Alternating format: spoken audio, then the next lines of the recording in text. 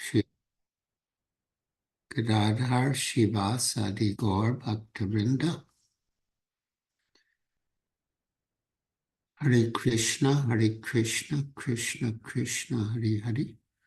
Hare Rama, Rama Rama, Hare Hare.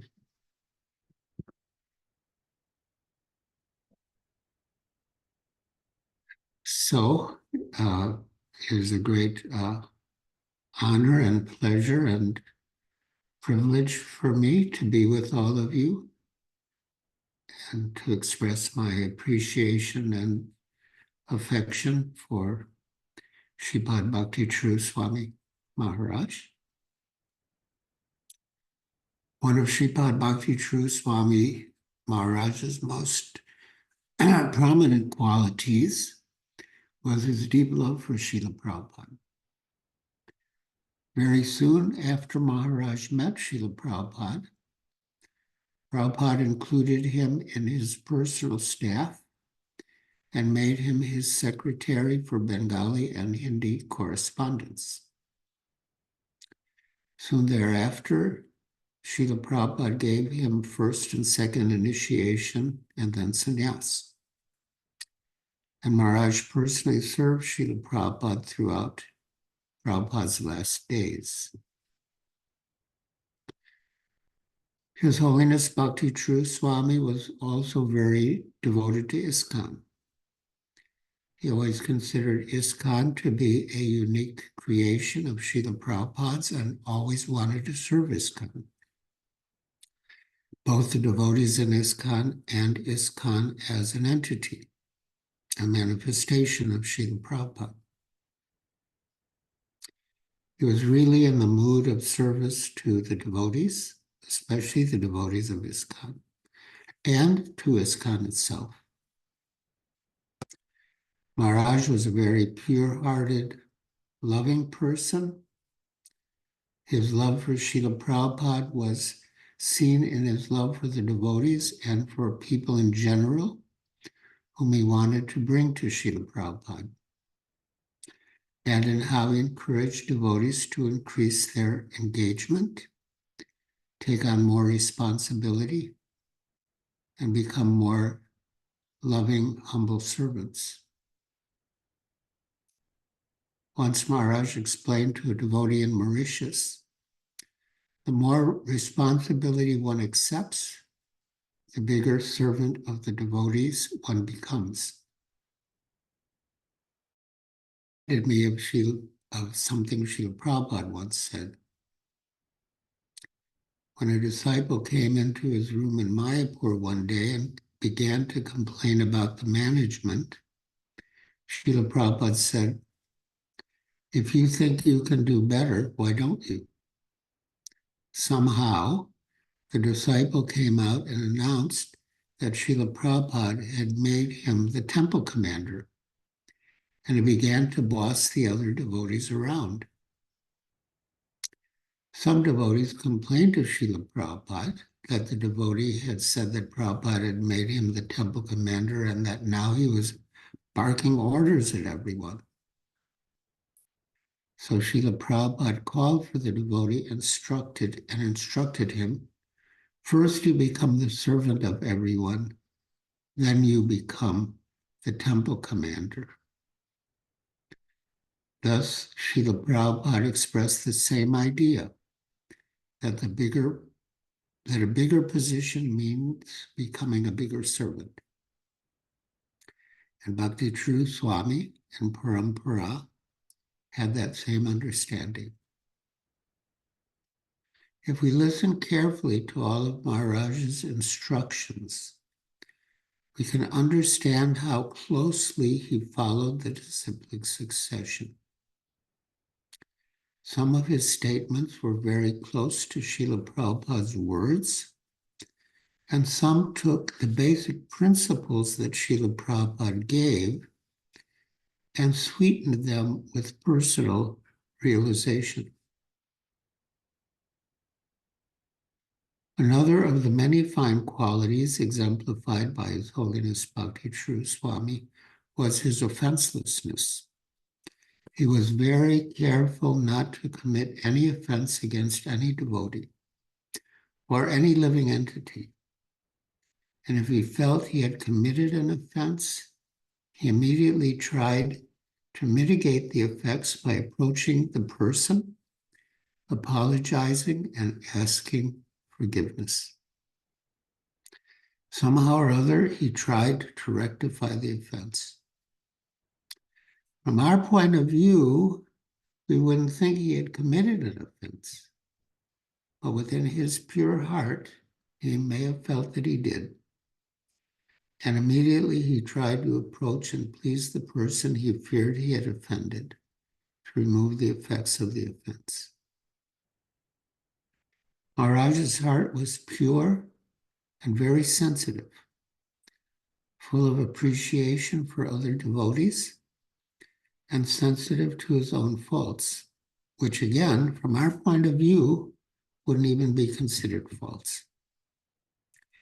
That's really the heart of a Vaishnava, full of love and appreciation for others, but sensitive to one's own deficiencies and mistakes.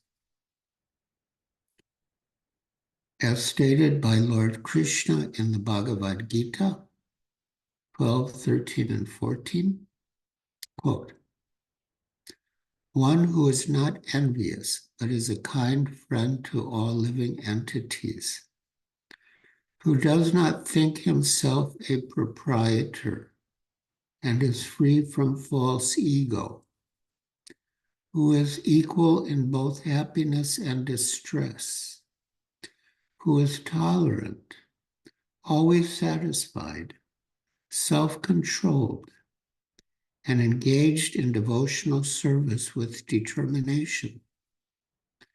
His mind and intelligence fixed on me.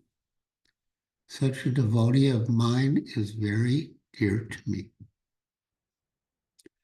To me, this verse perfectly describes His Holiness Bhakti True Swami Maharaj. I miss him dearly, but still, as Maharaj always reminded us, we have the wonderful association of the devotees in ISKCON, and through their association, we can experience Srila Prabhupada's presence. And along with Srila Prabhupada's presence, the presence of Srila Prabhupada's dear and beloved associates, such as His Holiness Bhakti True Swami Maharaj. So once Maharaj performed initiations in San Diego, and he initiated a disciple from Santa Barbara, whose name was Janesh Patel, and gave him the name Giridhari Priyadas. So after the ceremony, one of the devotees said to Maharaj, now you have a disciple in Santa Barbara, so now you'll have to come more often. And His Holiness Bhakti True Swami Maharaj said, "I will come to Santa Barbara, but not to see my disciple, but to spend time with Giriraj Swami." And another thing about His Holiness Bhakti True Swami, which I've mentioned, and other devotees have felt the same way, he had a special way of saying your name. When he uttered your name, he did so with so much love and affection and appreciation that it really struck you. And that was the case when he said, "I will come to Santa Barbara to see Giriraj Maharaj." And other devotees have also expressed the same, uh, said that they've had the same experience. So, uh, again, it's a great honor and pleasure and privilege to be with all of you, to express my affection and appreciation for my dear godbrother, His Holiness Bhakti True Swami Maharaj. And I think now, if any of you have any questions or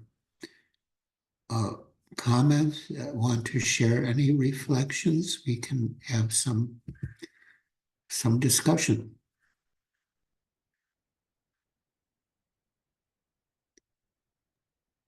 Thank you so much, Maharaj.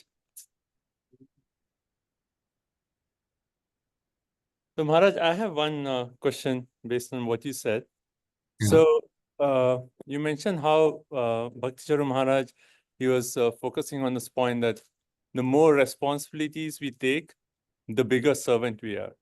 And also the point that he was very careful not to, commit any offenses. Well, he was not committing, but still very, very careful of that mood.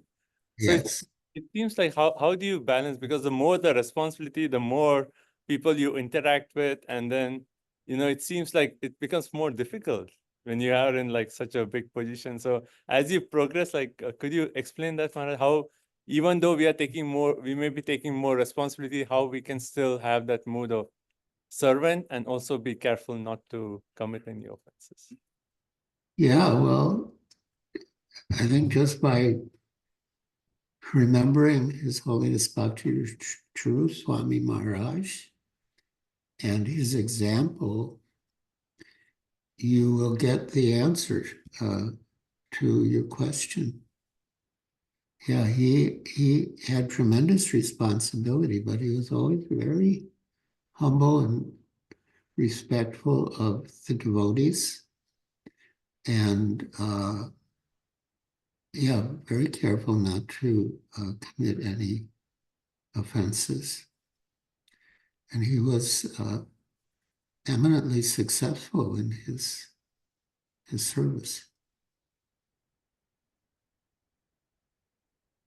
Thank you, Maharaj. You would like to ask any questions, Maharaj?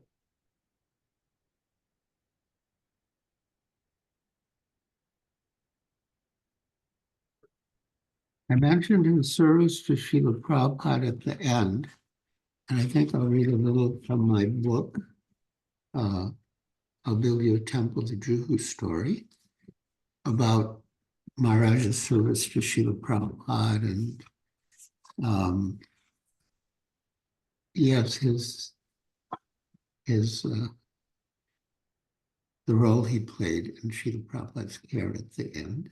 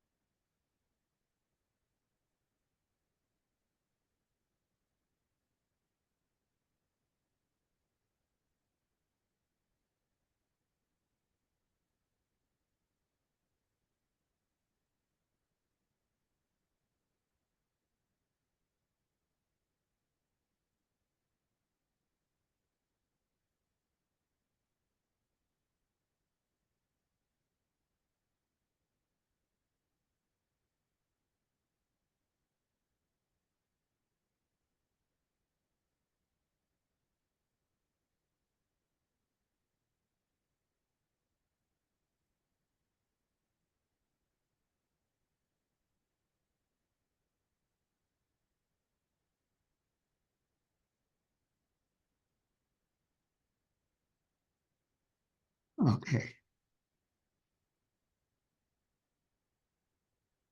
So, as many of you may know, at the end, Srila Prabhupada expressed his desire to go to Govardhan by bullock cart for Govardhan Puja. And the disciples broke into two groups. They had two perspectives. One group felt that Srila Prabhupada would not be able to bear the journey, and he could even give up his life on the way, and they were opposed to it. And His Holiness Bhakti True Swami was in that group.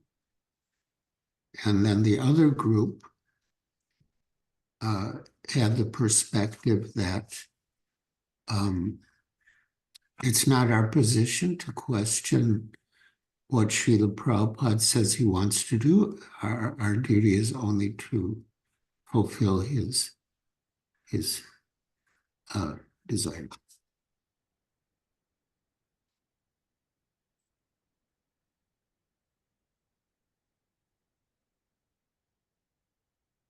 So I'll read a little just to give the background, and then Bhakti True Swami will come. The devotees discussed the logistics. Who would accompany Prabhupada, where they would reside, when they would return, and who would stay back to attend to the Govardhan festival at our temple. So, Tamal Krishna asked, after circumambulating Govardhan, we will return to Vrindavan or stay out? When we are out there, we'll decide, Lokanath said. Lokanath Swami was organizing the bullock cart.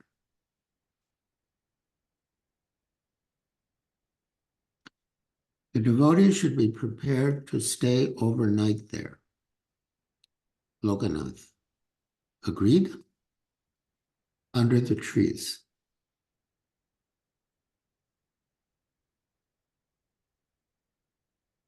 We're supposed to be Goswamis, Hansaduta said. We have to stay under a tree, a different tree every night. Lokanath recalled, when we were traveling from Vrindavan to Mayapur, we stayed outside many times. We lived under a tree. It was nice. Yes, Bhakti True said. But if just one window is open at night, Prabhupada starts feeling cold in spite of the blankets.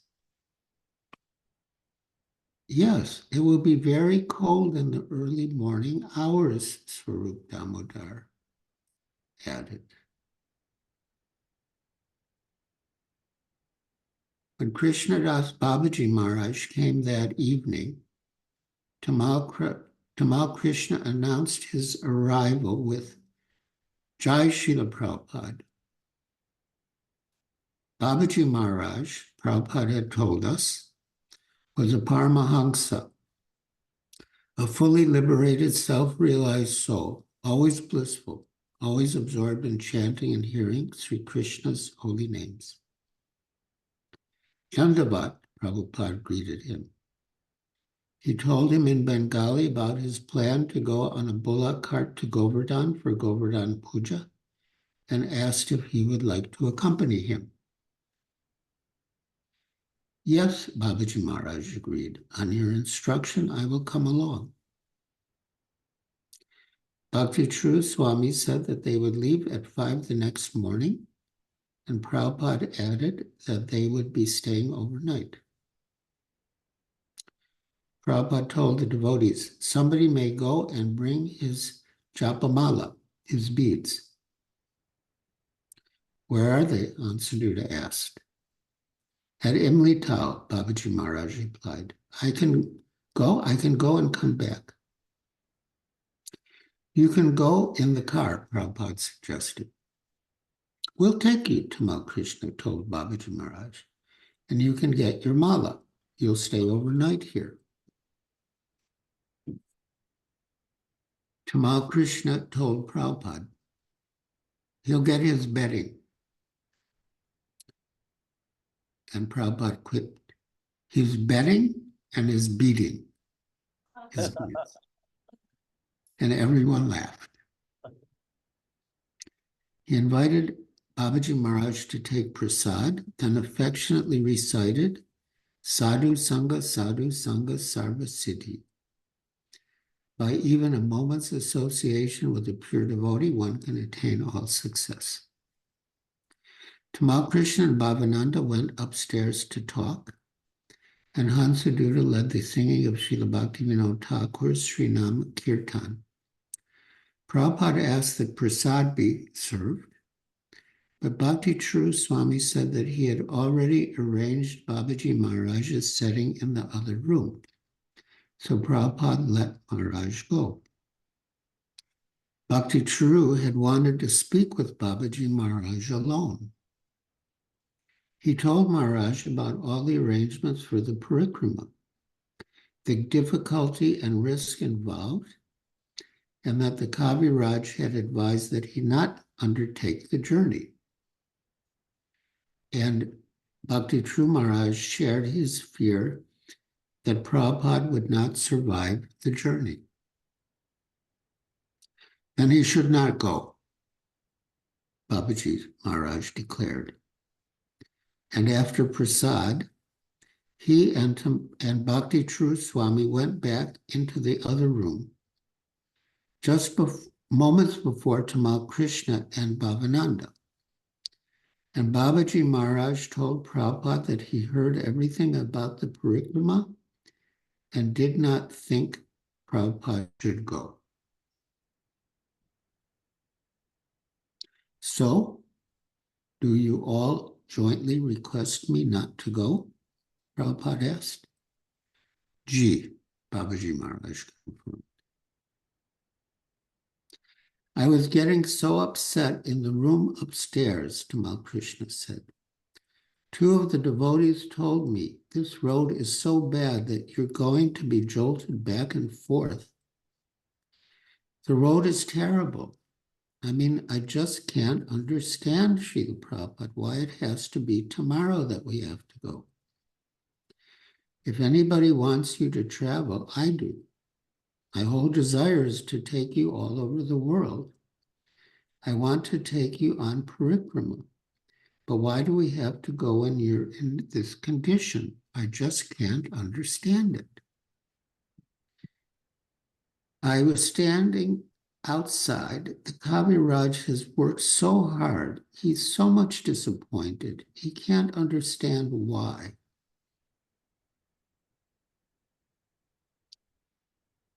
So, and the Kaviraj described the symptoms of progress that Prabhupada was making under his treatment. So why are you throwing everything out the window that we must go tomorrow? I cannot understand. All right, Prabhupada said.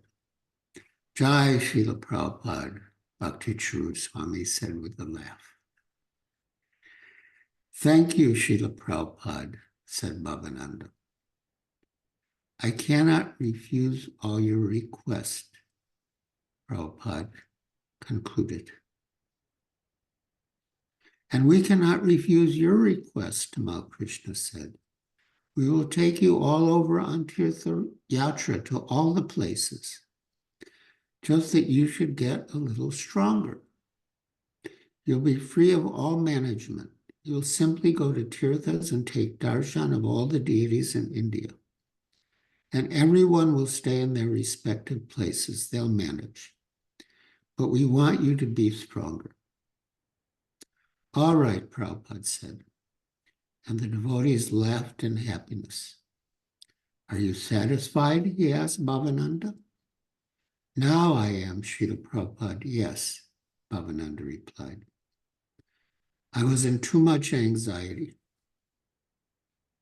No, I cannot put you in anxiety, Prabhupada told him. You have done so much. You have suffered from Mayapur so much. I cannot put you in anxiety, so I shall do what you like. Prabhupada turned to Babaji Maharaj. Left hand and right hand, he said, I cannot refuse. I'm amazed, Srila Prabhupada, Tamal Krishna said. A half kilo of milk you drunk today. No mucus, no stool. And that is wonderful. You could not have done this 2 weeks ago. Yes, Bhakti True added. When I told the Kaviraj, he got quite amazed. Where is the Kaviraj? Prabhupada asked. He's out getting medicine, Tamal Krishna answered. Adridaran says he sits up all night worried about you, thinking, taxing his mind how to give you what you required. No. Yesterday, when I went to call him at 4:30, I saw him sitting on his bed, Bhakti True Swami said. At night, Tamal Krishna said, he goes in the jungle 4 or 5 hours looking for roots and herbs to give you. He's so sincere. So many well-wishers, Prabhupada said, I cannot refuse. This is not my business. All right, you take Babaji Maharaj. That will be my going. And the devotees laughed. Jai, said Babaji Maharaj. So, yeah, this was one of the special services that as long as Bhakti True Swami Maharaj did at the end to speak with Babaji Maharaj and explain the situation to him and convince him to persuade Srila Prabhupada not to go. And Babaji Maharaj did just that, which was a great relief for us. So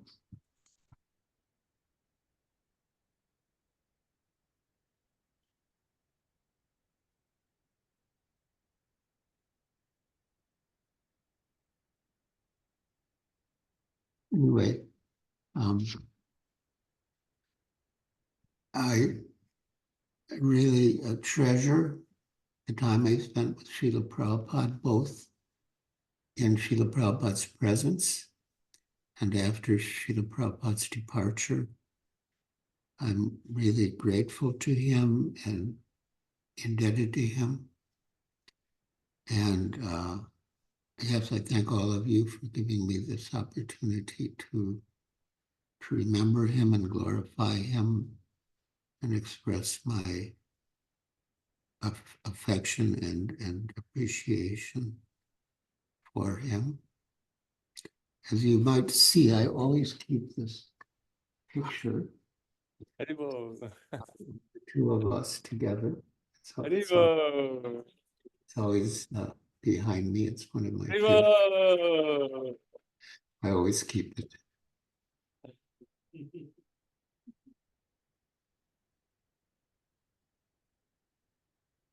Shri Bhakti True Swami Maharaj ki jai. Prabhupada ki jai. Gaur Bhakti Binda ki jai. Tagore Premanandi Hari Hari. Maharaj, thank you so much. It was really wonderful. Like the words you actually spoke, and also the reading from the book. I think that that entire episode of Prabhupada being taken on Govardhan Parikrama and the two sides to it, and how we see Maharaj's love for Srila Prabhupada. So it's such so touching. So Maharaj, we are very, very grateful for you took time to be with us on this Tirobhava itself. So we are very grateful, Maharaj. Thank you for being here. Yes. Swami Maharaj ki. Giriraj Swami ki jai. So, So we have Nanda Maharaj ki jai. we So, have speaker. before leaving, I would like to offer Vaishnava Pranam.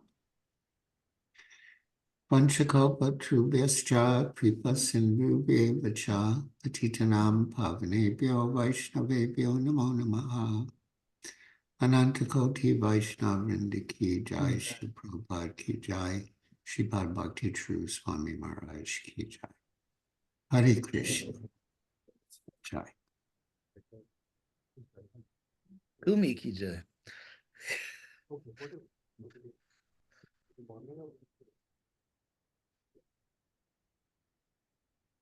Hare Krishna. So we are very fortunate we have His Holiness Hridayananda Swami Maharaj, who is going to be our next speaker. Thank you so much, Maharaj, for joining. My pleasure. Hare Krishna. Please accept our most humble obeisances to Srila Prabhupada. All glories to you and your wonderful service to Srila Prabhupada. We all can see you, Maharaj. You can continue. Hare Krishna. So should I begin? Yes, Maharaj, please. Okay, I'm going to begin on a sort of a personal, enjoyable note about my relationship with Bhakti Charaswami. And then at the end, I want to talk about something he did, which really, in a sense, changed ISKCON for the better, and which was much more recent. He did something very significant, which I'll talk about. Bhakti Charaswami and I, to use the colloquial expression, always hit it off. We were, I think, in a sense, because externally we were so different, but beneath the surface, we were actually very similar. And so therefore, the fact that we were so much alike at a deeper level allowed us to laugh at some of the ways we were different. And so I think to epitomize that, I was always sort of the progressive, and he was more conservative. And these, of course, are external strategy things. It's not about one's love for Krishna, but and both of us had exactly the same desire, which was to protect and advance Prabhupada's mission. So, and it does take a balance.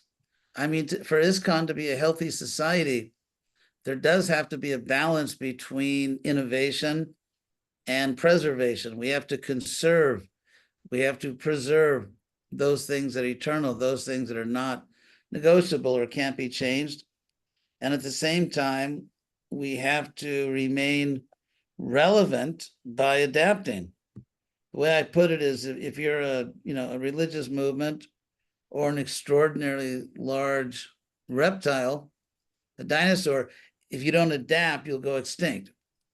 And so in that way, and so I kind of was on one side, he was on the other side, but we both appreciated the need of both.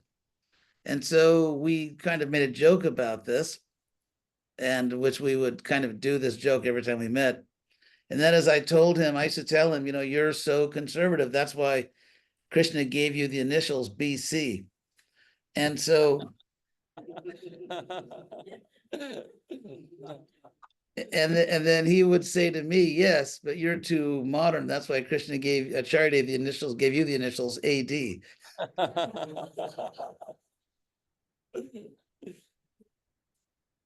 So, I mean, I have very happy memories. One time in Delhi, I think it must have been around 1980. And I had stayed over sometime in Vrindavan after the festival, and Bhakti Charaswami was there. So I think we met in Delhi. And because I loved many of the Bengali songs, and I didn't know Bengali. I mean, it was his first language. So we would sing these songs together, and he would translate them for me. And those are very, very happy memories. Very happy memories. And then when there was a crisis in ISKCON because so many gurus were falling down, so we had hundreds, maybe thousands of, at least hundreds and hundreds of devotees whose guru had fallen down. What do we do with these people? What should they do with their lives? Should they be reinitiated? It was it was practically the biggest issue in ISKCON at the time. And so the GBC realized that we have to write a paper, we have to research this. What do the acharyas say? And so Bhakti Charaswami and I were both on the committee to produce the paper, and he was in charge of Bengali translation, and I was in charge of Sanskrit translation from Shastra or from the acharyas. And so I remember we spent happy time. That was one of the few times that we actually did an important service together. Because usually we'd meet just as friends. And of course, our service took us to very different parts of the world and so on. But apart from all these personal meetings, and which were, I think were very relishable for both of us. Because we were, I mean, externally, not internally, so different. We could both laugh at the difference. And both of us could see that this is actually on the surface. And beneath the surface, we're both doing exactly the same thing. We're trying to spread Prabhupada's mission. And so we laughed a lot about those things. But then in, I can't remember now, when was that GBC meeting in Ujjain? Midterm? Someone must remember that.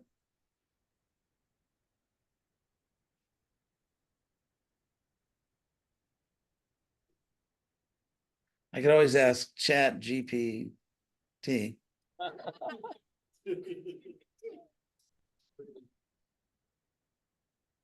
Actually, I'm going to ask. Maybe I'll find out right now.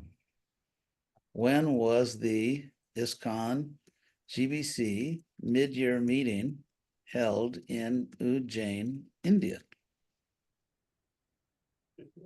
March 2020.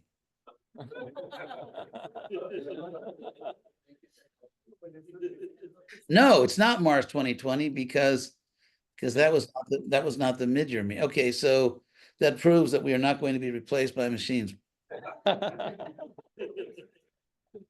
Now, I attended that meeting, and it was at that meeting that we finally, as Brahmatirtha said, ended the war between the GBC and Krishna West. And it was really, I mean, the credit, a lot of the credit, a very large portion of the credit goes to Bhakti Charaswami. Because that year, he was the GBC chairman. And he took his duties very responsibly. I mean, as he generally took all of his services very seriously. He took, and by Krishna's arrangement, it was obviously Krishna. We met, externally by chance. I was coming back from Latin America, and I flew into Miami, and then I went up to Orlando, and Bhakti Charaswami was in Orlando at the time. So here I was, for some people, sort of ISKCON's anti-Krishna. And I thought I should wear a special tilak on my forehead, which would be like the sign of the beast, in the book of Revelations of the New Testament. So it was a huge controversy. It was just like this war going on for various reasons. I'll resist the temptation, since my understanding makes me look very good, but I'll resist the temptation to explain that. So anyway, Bhakti Charaswami, as a GBC chairman, he was very deeply concerned that, we can't go on like this. We can't go on having senior leaders perpetually in conflict, and it's really dividing ISKCON. And so, again, we met in Orlando by Krishna's arrangement, and he urged me. He really urged me with all of his sincerity. He was urging me to go to that mid-year GBC meeting. He said that I'm the chairman this year, I'm hosting the meeting, and I guarantee you, I promise you, that you'll be heard. That at the very least, you'll get a fair hearing. And without going into all the details of our conversations, it was really because of Bhakti Charaswami, and because I had no doubt about his integrity, about his honesty, that and that I agreed in my heart I could see that Krishna was speaking through him, which is, it's a nice thing when Krishna does speak through the GBC chairman. It's, better than the other alternative. So it's really because of his, not just that he kept asking me, but with such absolute sincerity. And it was obvious that his only motive was to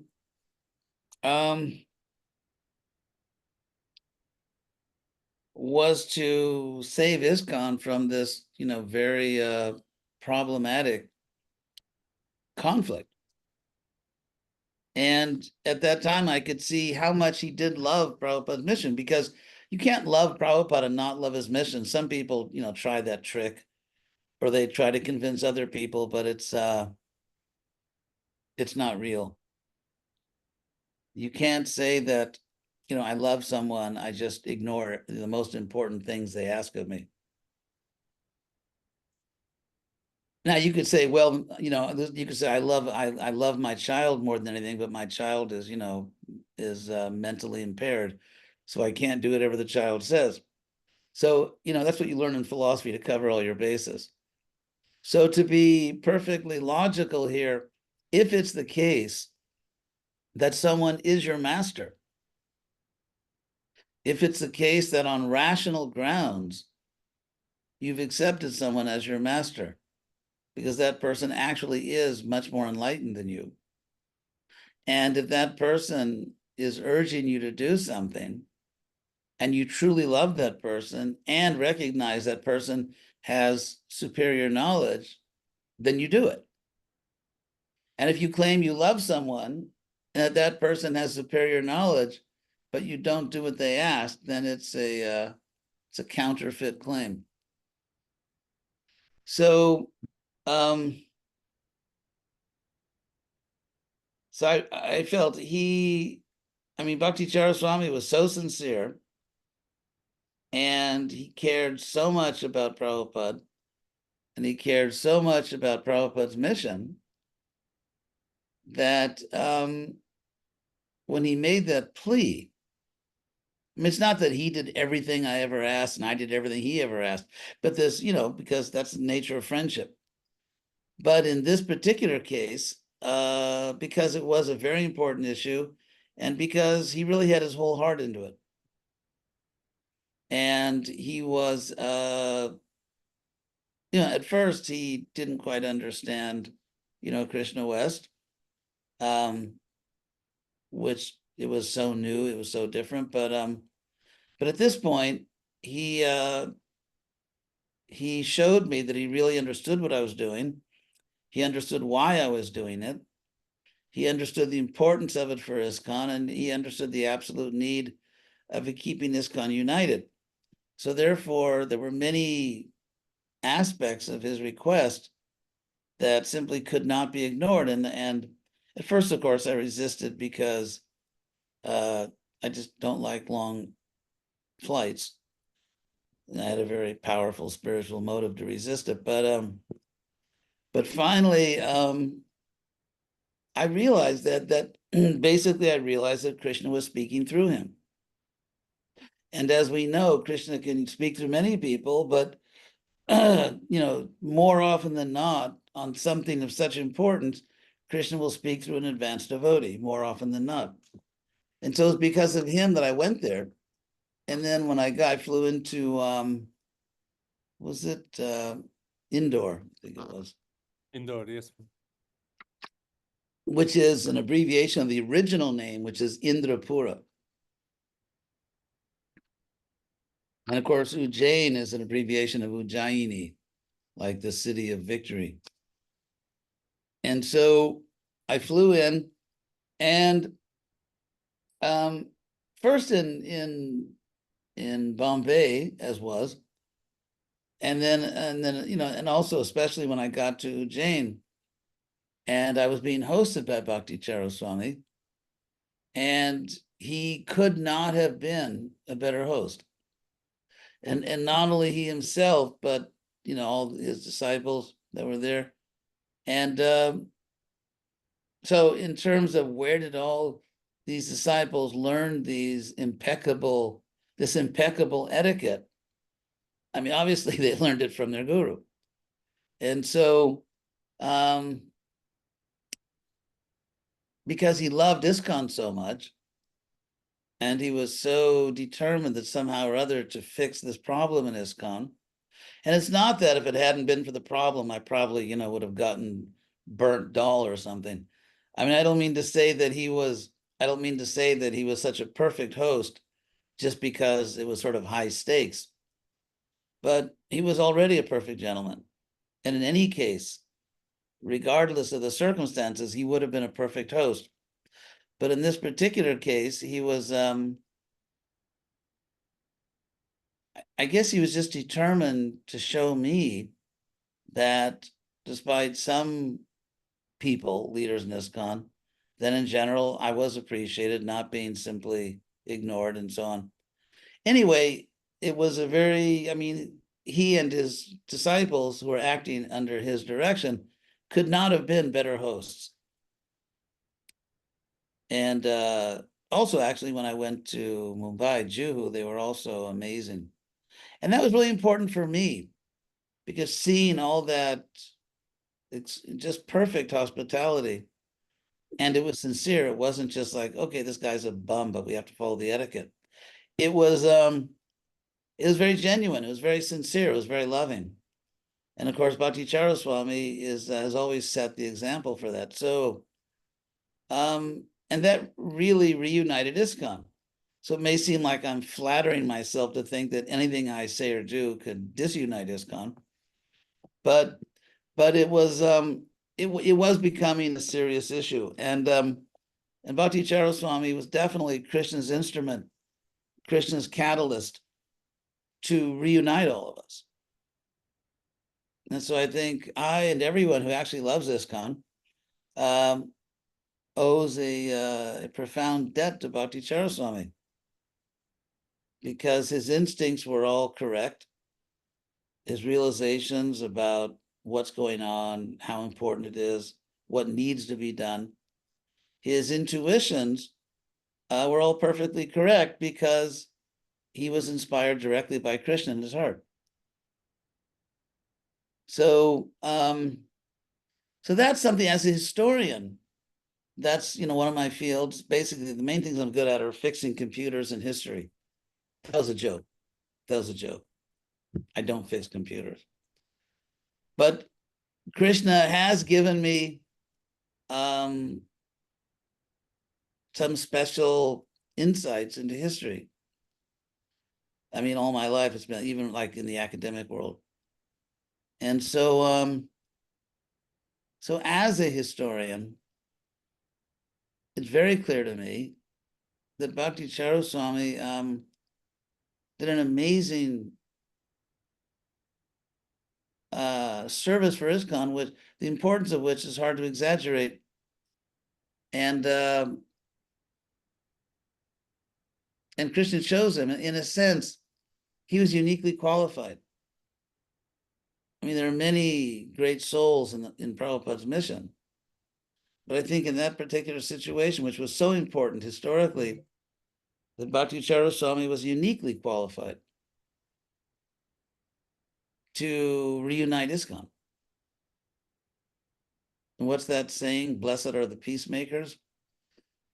So, yeah, so I owe an eternal debt to him, and I have no doubt that our friendship will continue in a different venue. But yeah, because we had a friendship which is not, it's not the kind of friendship that's just circumstantial. I happen to grow up in a certain place, or I happen to, have a certain work in a certain area. I happen to meet this person and we hit it off. There's something much more than that. Something much more than just what I would call a circumstantial friendship. And so those who are direct disciples of Bhakti Swami are obviously very fortunate. Fortunate that Krishna gave you the intelligence to recognize a great soul. It's which you can't take for granted. As I always say, there may be a science within your society, but that won't help anyone if there's no scientist. For example, let's say someone has a disease and there actually is a cure, but that cure is only known to very qualified, let's say, specialists, medical specialists. So the fact that you have a disease that's curable and the fact that there's a cure will not save you unless there is an intermediary, someone that cares enough about you to treat you and has the relevant knowledge of medicine. So sciences don't automatically save people or help people. There has to be the intermediary of a qualified scientist. So in that sense, Bhakti Charaswami, those of you who are fortunate enough to recognize his extraordinary qualities and to trust him in the most important office in which a person can be trusted, literally to trust your soul to that person, your eternal soul. Not just like, trusting the cavity in your teeth or something, or, that's also important. But trusting your soul to someone, it's the most important act of trust that a human being can carry out. And so those of you who were blessed by Krishna with the intelligence to recognize a true spiritual scientist, and not simply someone that had the facts straight, but someone who also had the character of a pure Vaishnava. Someone who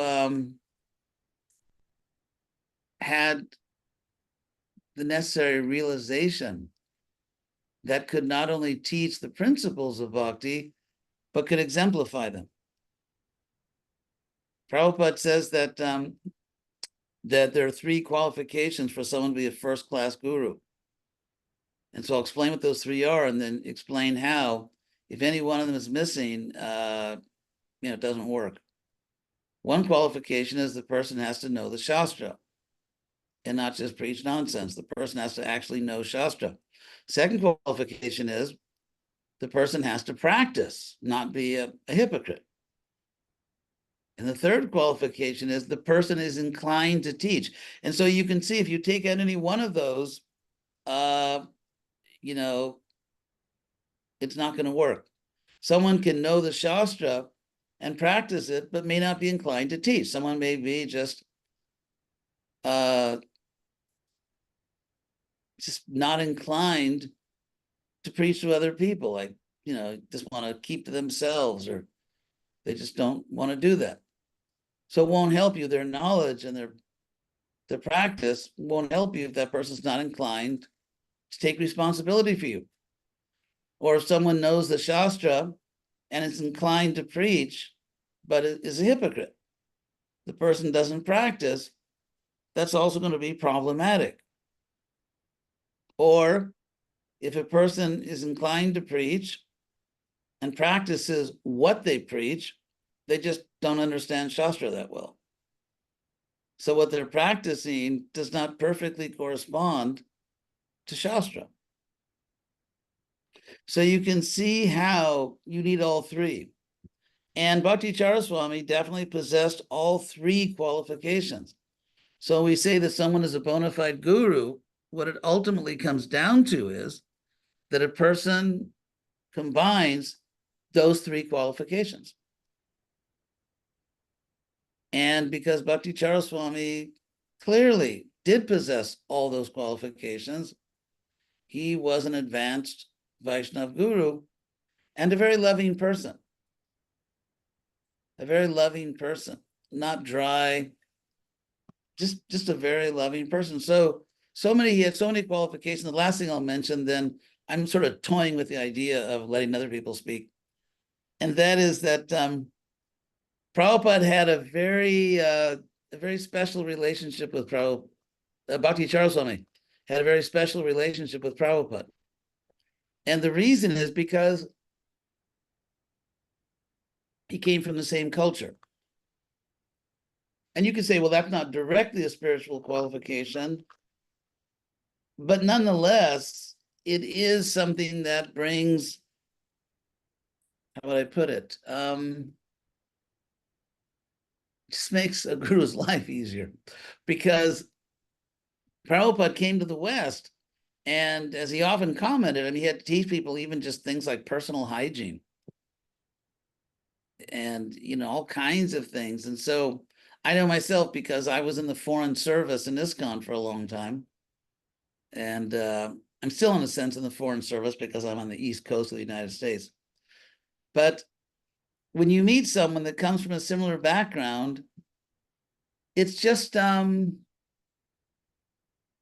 it's just very pleasant, because someone can understand all of your cultural nuances, not only understand just when you're, you know, let's say a theological point, but just understands you, you know, understands the culture you come from, understands why certain things are uncomfortable for you, why other things are comfortable for you. And so in terms of having just a personal relationship where you just know this person just understands me at a certain level, I think that's one of the reasons, apart from his advanced devotion, that's one of the things why Prabhupada was so was always happy to have Bhakti Charaswami around. I mean, obviously the main reason is because he was an advanced devotee who was rendering important service, but I think it was just it was a very pleasant thing for Prabhupada to have a devotee who was a very good devotee, an advanced devotee, someone who would never misinterpret familiarity and would never misinterpret familiarity by thinking, well, now we're just buddies or something. And so I think with Prabhupada, his extremely difficult travel schedule and trying to work with Westerners and just to be understood, not only in terms theologically, but to be understood just as a person, you know, what you're personally, what it's like, what you're going through. And so I think in that sense that for Prabhupada, it was in a sense a joy to have Bhakti Charaswami nearby. Someone who could just understand all kinds of cultural things that, you know, for many of us were difficult to understand. So anyway, I'll stop here, but those of you who are Bhakti Charaswami's direct disciples, or those of you who simply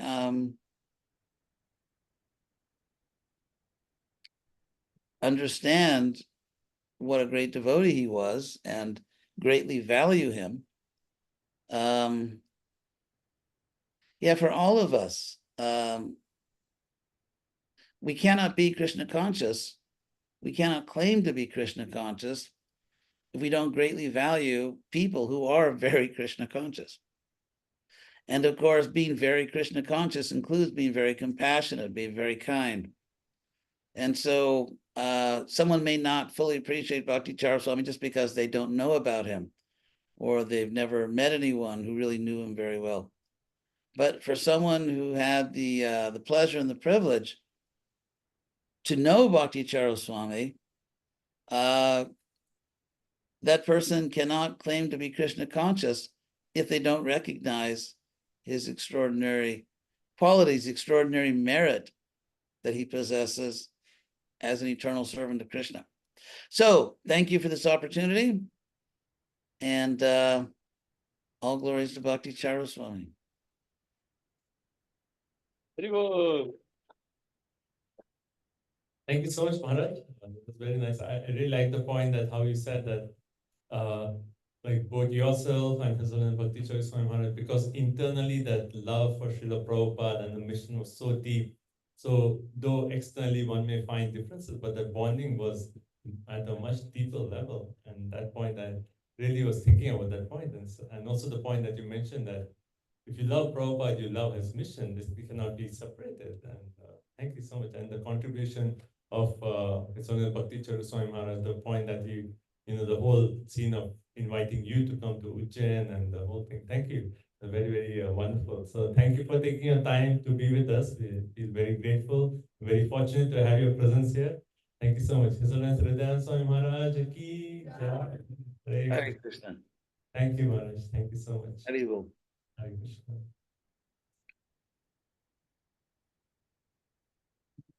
Hare Krishna. So,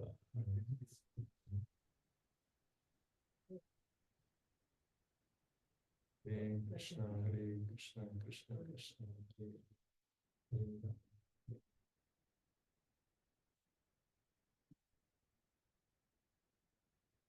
Yes, our next speaker is going to be His Grace Siddhanta Prabhu. Welcome, Prabhuji. Thank you so much for joining. Just going to pull up your video. Yes, right here. So, Prabhuji has actually welcome. Please accept our most humble obeisances. We are very grateful to have your presence here. Thank you so much for blessing us with your association.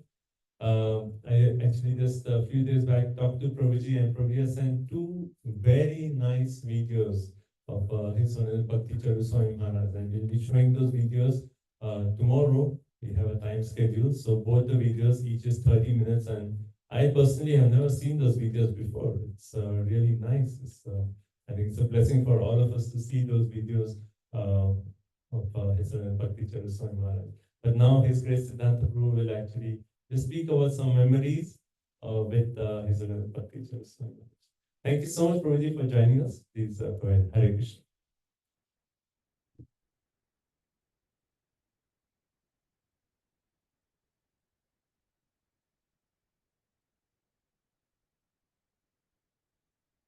I think you're still on mute, bro.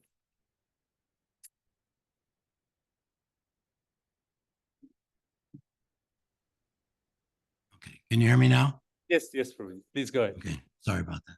Thank you. Panchakabha Tirobhava Kripa Sindhu Vaishnava.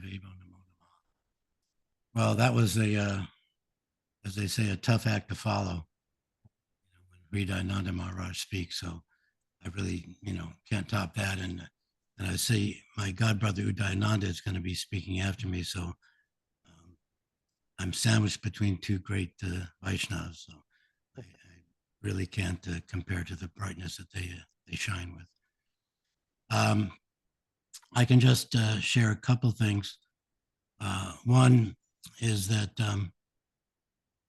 there was once a devotee who mentioned to Prabhupada that he was a Vaishnava, and Prabhupada said, you were trying to be a Vaishnava. And that's pretty much the consciousness I think that we all try to maintain. But with Bhakti Swami, he didn't have to try. He had those qualities. And a famous story, and someone might have already mentioned it, how Prabhupada was in Florida at a radio station. You can stop me if you've already heard this story. But Prabhupada was telling the host of the radio show about a Vaishnav. He kept saying the word Vaishnav. And the radio announcers asked Prabhupada, well, how will I know if I meet a Vaishnav? And Prabhupada said, he will be a perfect gentleman. That's a definition of a Vaishnava. And in the Bhagavatam and the Chaitanya Charitamrita, it is mentioned the 26 qualities of a Vaishnava, which then would give definition to a perfect gentleman. I don't want to take the time to read all of those, but the one that comes to mind right off the bat from my personal experience with Bhakti Swami is one of the 26 qualities, which is a Vaishnava offers respect to everyone. And in regard to that, Bhakti Swami came to Los Angeles in I think the beginning of 2016, and you can correct me if I'm wrong. It might have been that year that he was appointed as GBC chairman. Are you familiar with that timeline on Bhakti Swami's chairman of the GBC? 2017. Yes. Yeah. Yes, Prabhuji. It was 2017. I think. Yes. 2017. Okay, so he was just preparing to become the head of the GBC at that point. And it was a sunny afternoon in Los Angeles, and he invited me along with all of our other godbrothers that were in Los Angeles to a luncheon up in the Temple Apartments there in Los Angeles. And so he was very kind to extend an invitation to me and to the other Prabhupada disciples who were there in LA for a lunch. And it was a lunch that he personally prepared. And which is something rare, you know, when you have somebody in that position as a sannyasi and a GBC member, et cetera, you would think that, you know, anybody else has to be lay out the red carpet for them, that someone else would be cooking for Bhakti Swami and the other devotees that were there, his godbrothers. But no, he took the specific time to spend the hours that I know it took to cook the soup, the pea soup, split pea soup that was there that he prepared, and all the other preparations. And I could, when I walked into the room, I could see there were beads of sweat on his forehead, on his brow, because he was laboring hard over that hot stove. And he was carefully stirring and preparing everything. So the devotion was there, by which exemplified his respect for his godbrothers.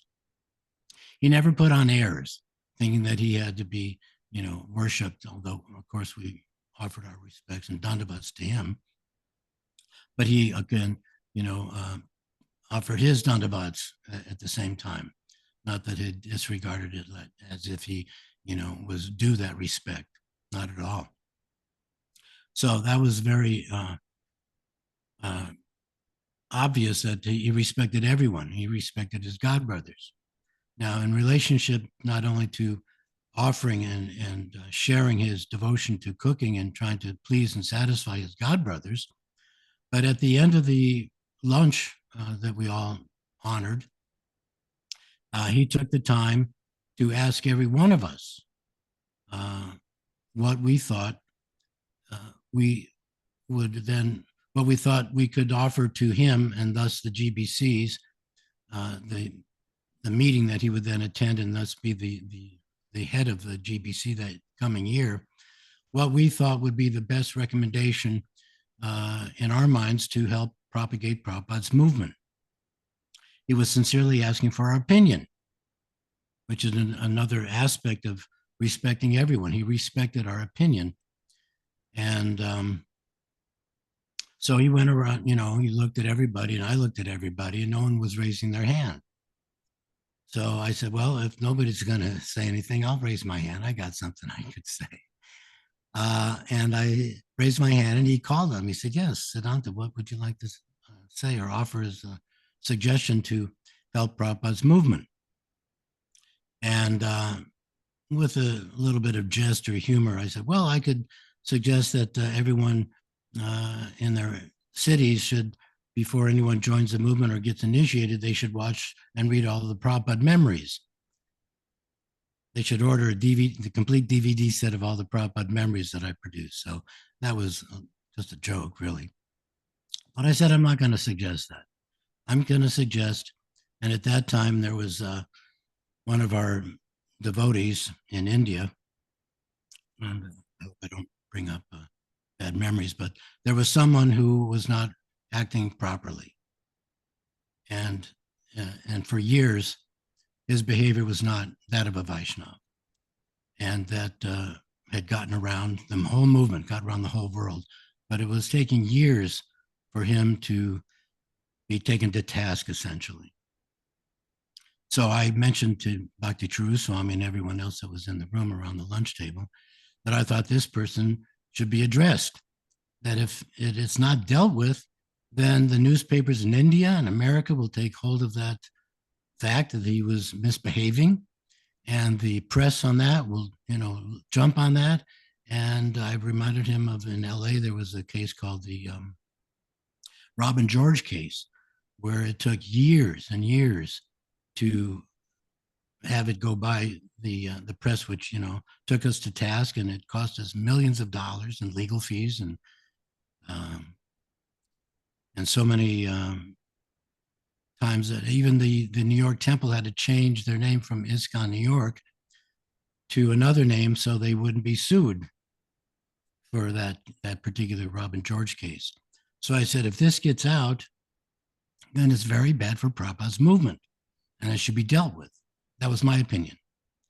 And so I saw Bhakti True Swami nodding his head as in agreement with me. So I could only hope that he would have taken that to the meeting. And about 7, 8, 9 months later, I saw him again when I videotaped these 2 interviews or these 2 videos that hopefully you'll show tomorrow in New Taliban in Mississippi at the temple there, New Taliban. And it was the first time I had seen him since that luncheon that he graciously cooked and hosted for us. And so after he gave his talks, I went up to him and asked him, I said, how did it go? Were you able to address that situation, which I recommended to help Prabhupada's movement without naming names? And he said, yes, that was taken care of. And shortly thereafter, I did see a posting on the GBC resolutions that they did, in fact, deal with that situation. And to my delight, and so another aspect or example of Bhakti True Swami's respecting everyone. You know, I'm a nobody. I was not GBC, sannyasi, or temple president. I had no position in ISKCON. But he respected me and as well as the other God brothers around the table to ask our opinion. And he took it to heart and he followed through. And so I'll always remember him for following through on that. So it's a sign of a Vaishnava.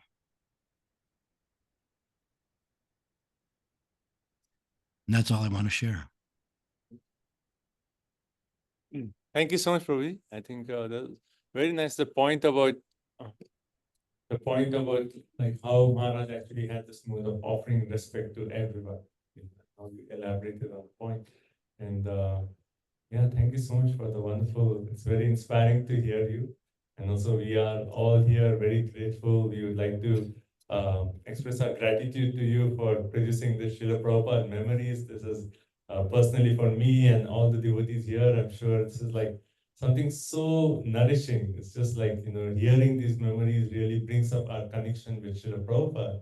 And His Honorable Bhakti Swami Maharaj always stressed on this point. Even when we used to have our annual retreats with God family, he used to, in the evening, have the sessions where he used to ask each one of us to talk about glories of Srila Prabhupada.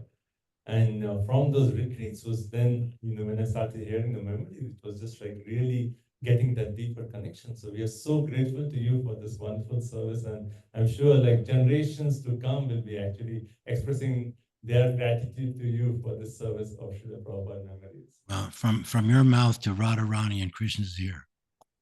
So one can only hope. Thank you for letting me share.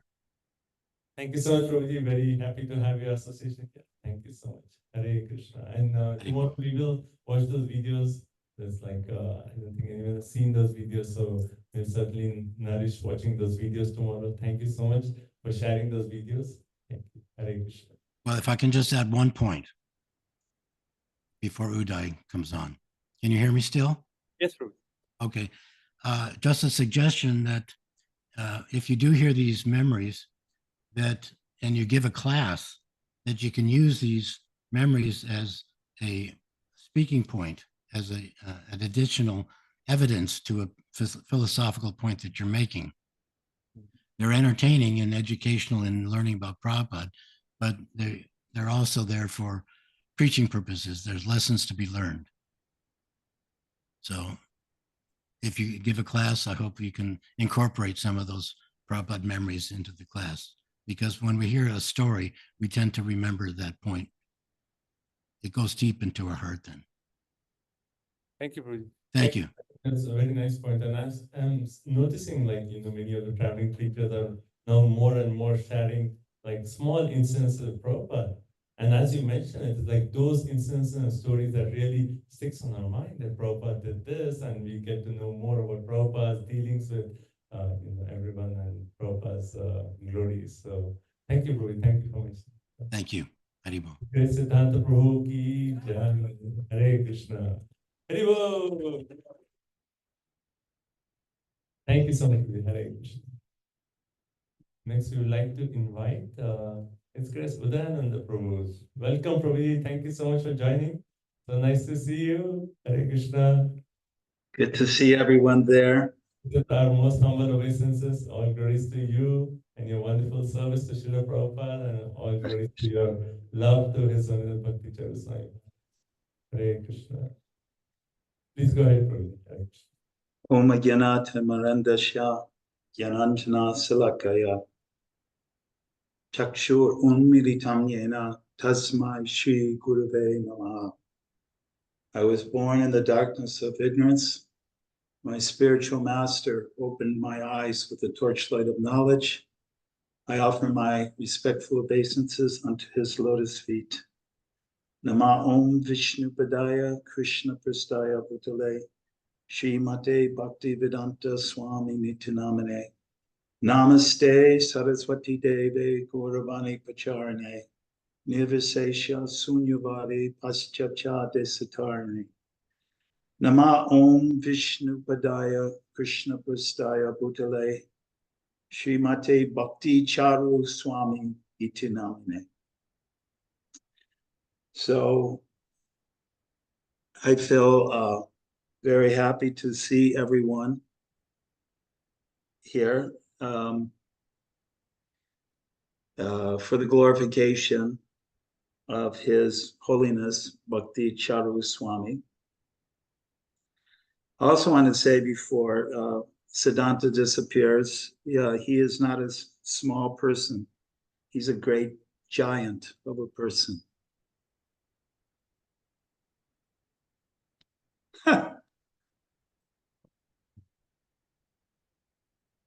And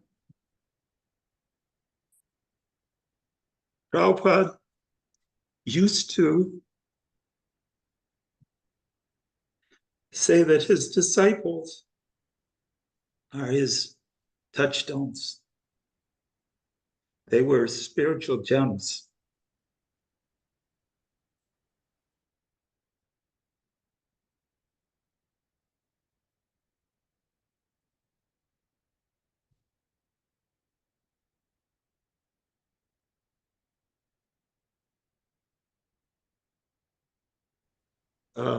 You are touchstones, and I take dust of your lotus feet. This devotee, Siddhanta Das, a very intelligent person, he was able to understand that point and thought, these gemstones, these are Prabhupada's gemstones. Let me find the nectar, because our life is based on our service to our spiritual master. We have no life. There is no life except devotion to Guru and Gauranga. There's no life. And he took it upon himself, because everyone has a realization of Krishna. Everyone in this room, everyone that's listening to this podcast or whatever social network, they have a personal experience of spiritual life that brought them to Krishna. And that thing that brought them to Krishna, that inspiration, that realization, that revelation is a diamond. It's a spiritual diamond. It's a touchstone. And so before we all disappear, because unfortunately there's more of my God brothers and God sisters have left the planet than are on the planet. That's a fact. So he, like a miner, like a transcendental miner, he went and mined for these precious gemstones. He had the vision, the foresight to say, hey, wait a minute. Let me hear their revelations and realizations of Srila Prabhupada. Because then we can share that not with just each other, but for time immemorial. I remember growing up as a young boy in Catholicism. I read a book called The Lives of the Saints. And it was the stories of all the saints of the Christian denomination through Catholicism. And I thought, wow, it would be so amazing to meet some of these people. And I thought, why am I so unfortunate that I wasn't born in 1452 and I could have met, you know, St. Francis of Assisi? And I actually thought like that. And why couldn't I meet Jesus? I'm so unfortunate. It happened way long ago. Why was I not able to? And by Krishna's mercy, by Lord Chaitanya and Lord Nityananda's mercy, they sent Srila Prabhupada to all of us to give us all this association. And then by Prabhupada's mercy, he made us devotees. I wouldn't have been a devotee if I hadn't met Srila Prabhupada, if I hadn't met his books at least. If I hadn't got one of those books, I never would have been a devotee of Krishna. So it's only by his grace that he gave us the opportunity to become connected to the Supreme Personality of Godhead. And everyone has their feelings and moments, and these are not materialistic moments. You have a limited amount of time in this life. We have so many breaths in this life. And how many times we use that breath for Krishna, and how many times will you use that breath for Maya? The Maya stuff will never get you out of the cycle of birth and death. So these are the gemstones. This is the process how we get liberated. And Siddhanta sees that moment, and all of my God brothers and God sisters sees that moment. For my own self, everything that I have in my life, everything that is fortunate in my life came from Srila Prabhupada. Bhakti Charu Swami came from Srila Prabhupada. I always thought, Prabhupada, you have sent this person to save me because I'm so bewildered by the material energy alone. This person can help me. And he became, I always thought, Bhakti Charu Maharaj was a gift from Prabhupada, and therefore my best friend, because he was my closest connection to Srila Prabhupada. And he always kept me on the straight and narrow. And he was always very merciful to me. So the first time I met Maharaj was in 1977 in a place called Sri Vrindavan Dham. Maybe some of you have heard of this place. And he was Srila Prabhupada's servant. And there's a big story. You can ask Siddhanta. I've already told him the story. I don't want to bore him to tears, but the big story of how I ended up in Vrindavan, and then I was in Prabhupada's room for 2.5 weeks, every single day from Mangal Arti till 9 o'clock at night. And I was introduced, because I used to be on the Radha Damodar party. I was introduced to Bhakti Charu by Tamal Krishna Maharaj. So this is Udayananda, his book distributor, blah, blah, blah. And then I met Maharaj. And of course, immediately, he had a special kind of energy. He was just the perfect expression, the perfect idea of what a sadhu would look like. That's what I thought. And I thought, but how is he sannyas? Because I knew everyone in the movement. I knew all the leaders. I said, I've never seen this devotee before. And then they told me that Prabhupada gave him first initiation, and then first and second initiation. And a month later or so, he took sannyas. And I thought to myself, because he was very handsome, and I thought, there's no way this man's going to stay sannyas. And that was 40, almost 50 years ago. Of course, we know for 44 years, he maintained most strict level of sannyas. But when I first saw Maharaj, he was just, the way he was serving Srila Prabhupada was just almost like a dance. I mean, if you ever notice the way Maharaj spoke, he'd go, thank you. It was like singing, right? And he'd go, Hare Krishna. It was almost like he's singing. And when he walked into my house, It's like he's floating. Every step was like a dance. He was already Vaikuntha, man. But so he would come in every day and he would cook for Srila Prabhupada. And he would bring in Prabhupada's, whatever they were serving Srila Prabhupada. Prabhupada wasn't eating much, but he would try to induce Srila Prabhupada to eat. And then Prabhupada would say something to him. And then they would start talking Bengali. And I remember on one occasion, they started talking this Bengali. And all of a sudden, Maharaj broke out in a huge laughter. And Prabhupada broke out in laughter. And the two of them were just laughing together. And Prabhupada's in this condition, like he's totally emaciated and so on. But he was like laughing. And I was thinking, I am so envious of this devotee. What are they laughing about? Because I didn't know Bengali, right? But then I also thought, wow, thank you, Prabhuji. Thank you, Maharaj, for giving some joy to Srila Prabhupada. Because Prabhupada, you know, in the end was emaciated. And so you could see when he come in and he'd ring his bell and Maharaj would come in, I was sitting at Prabhupada's feet. It was an amazing, I was thinking how amazing this devotee was. I don't know anything about him, but it was just he was making Prabhupada happy.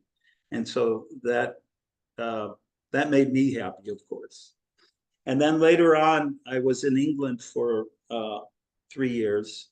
And Maharaj, I was in the Bhaktivedanta Manor. And Maharaj came and saw me in the 80s.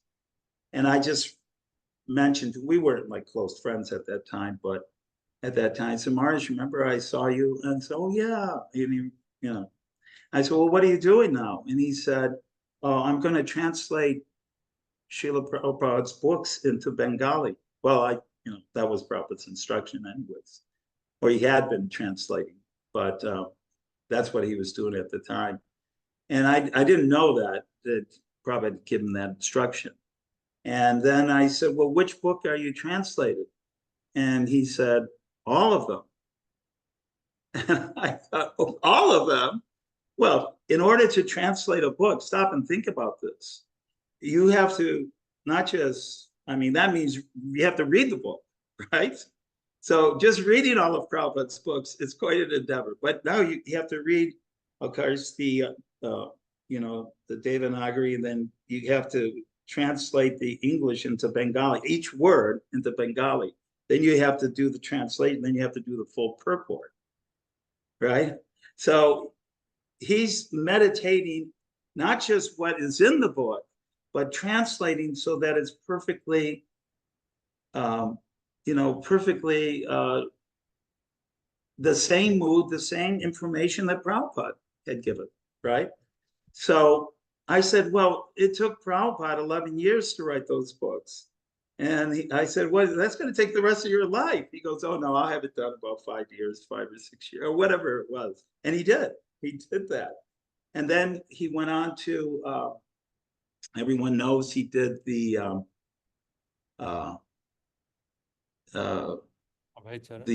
lifetime of Prabhupada on videos. And he asked me to be in a couple of videos, and I wasn't able to do it at the time.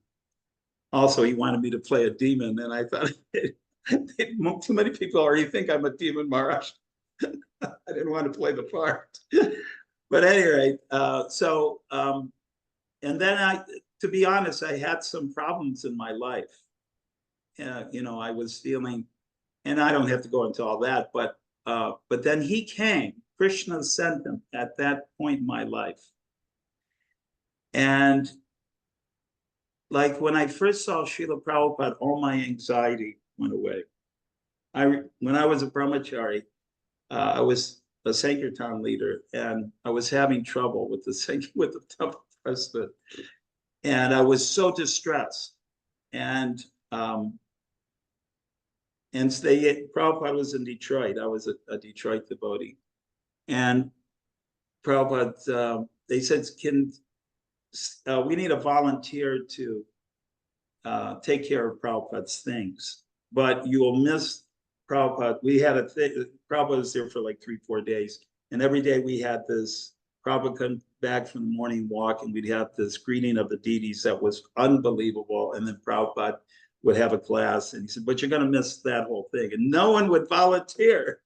And so finally I said, okay, I'll do it. And so I went there and I was loading up this van with Brahmananda's stuff. And in the final 2 suitcases, they were saffron suitcase and it said, His Divine Grace, A.C. Bhaktivedanta Swami.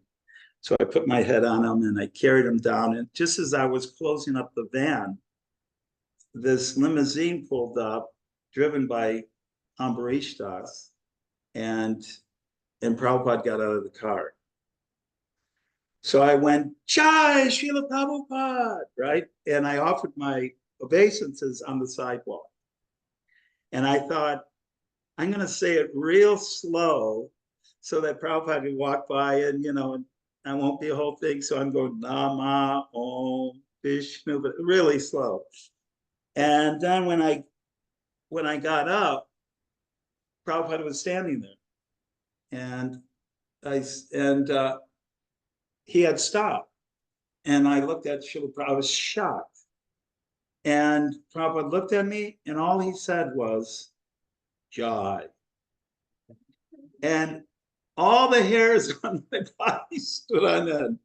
And all the anxiety that I was having completely left. And all he did was stop.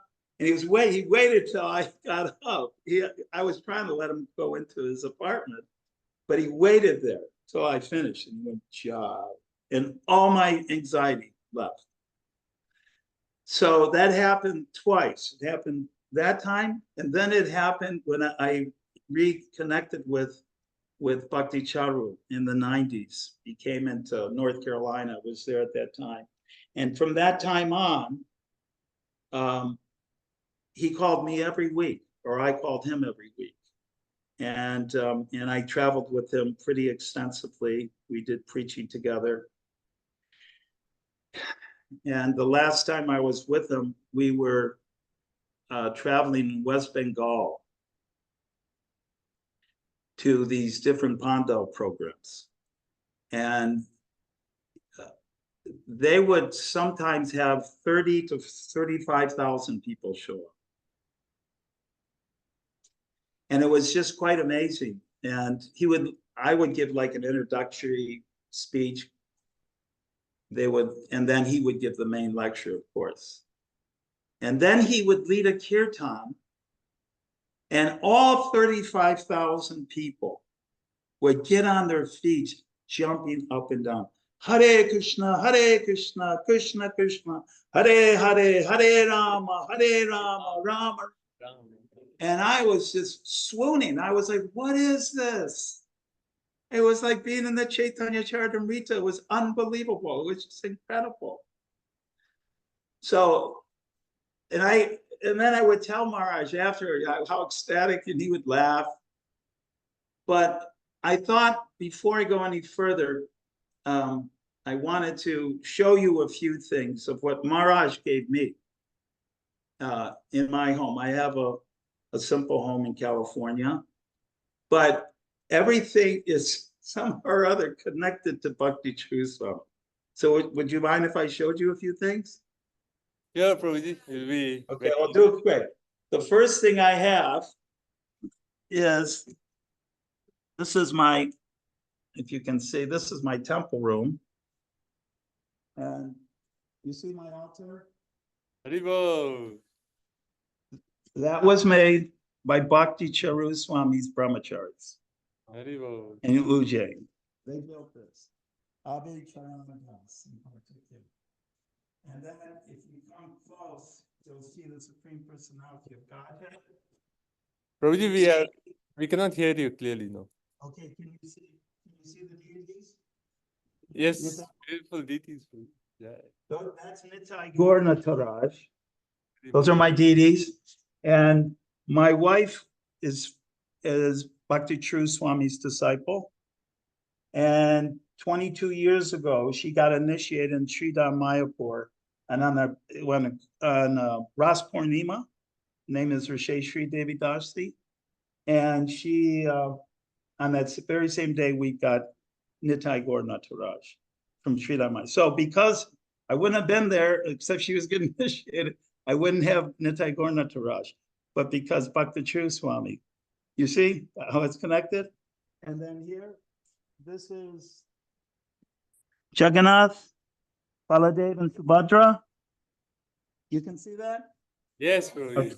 Okay, so the very last time I met, I was traveling with Maharaj was in January 2020. And I got new Jagannath Deities in Sridham Mayapur. And the only reason I was in Sridham Mayapur was because he asked me to come to Sridham Mayapur. And then I got, so again, because of, and then this is, can you see? Yes, Prabhuji. That is Lakshmi Nrsingadev. And his disciple, Mukunda Murari, I don't know if he's on this, he's in Jaipur. He did a miracle in 6 days to have these deities carved in white marble for me. It was an amazing journey. It's too long to explain. But again, Maharaj made him a devotee and he got these deities. So again, it's because of Bhakti Swami I had this, right? And then this is a picture, of course, this is Srila Prabhupada's mercy. You see this? That is a picture of, this was done 22 years ago. That's a picture of Bhakti Chu Swami, Niranjana Swami, Radhanath Swami, and a dog. I'm their dog. And then, of course, this is a picture here of Maharaj.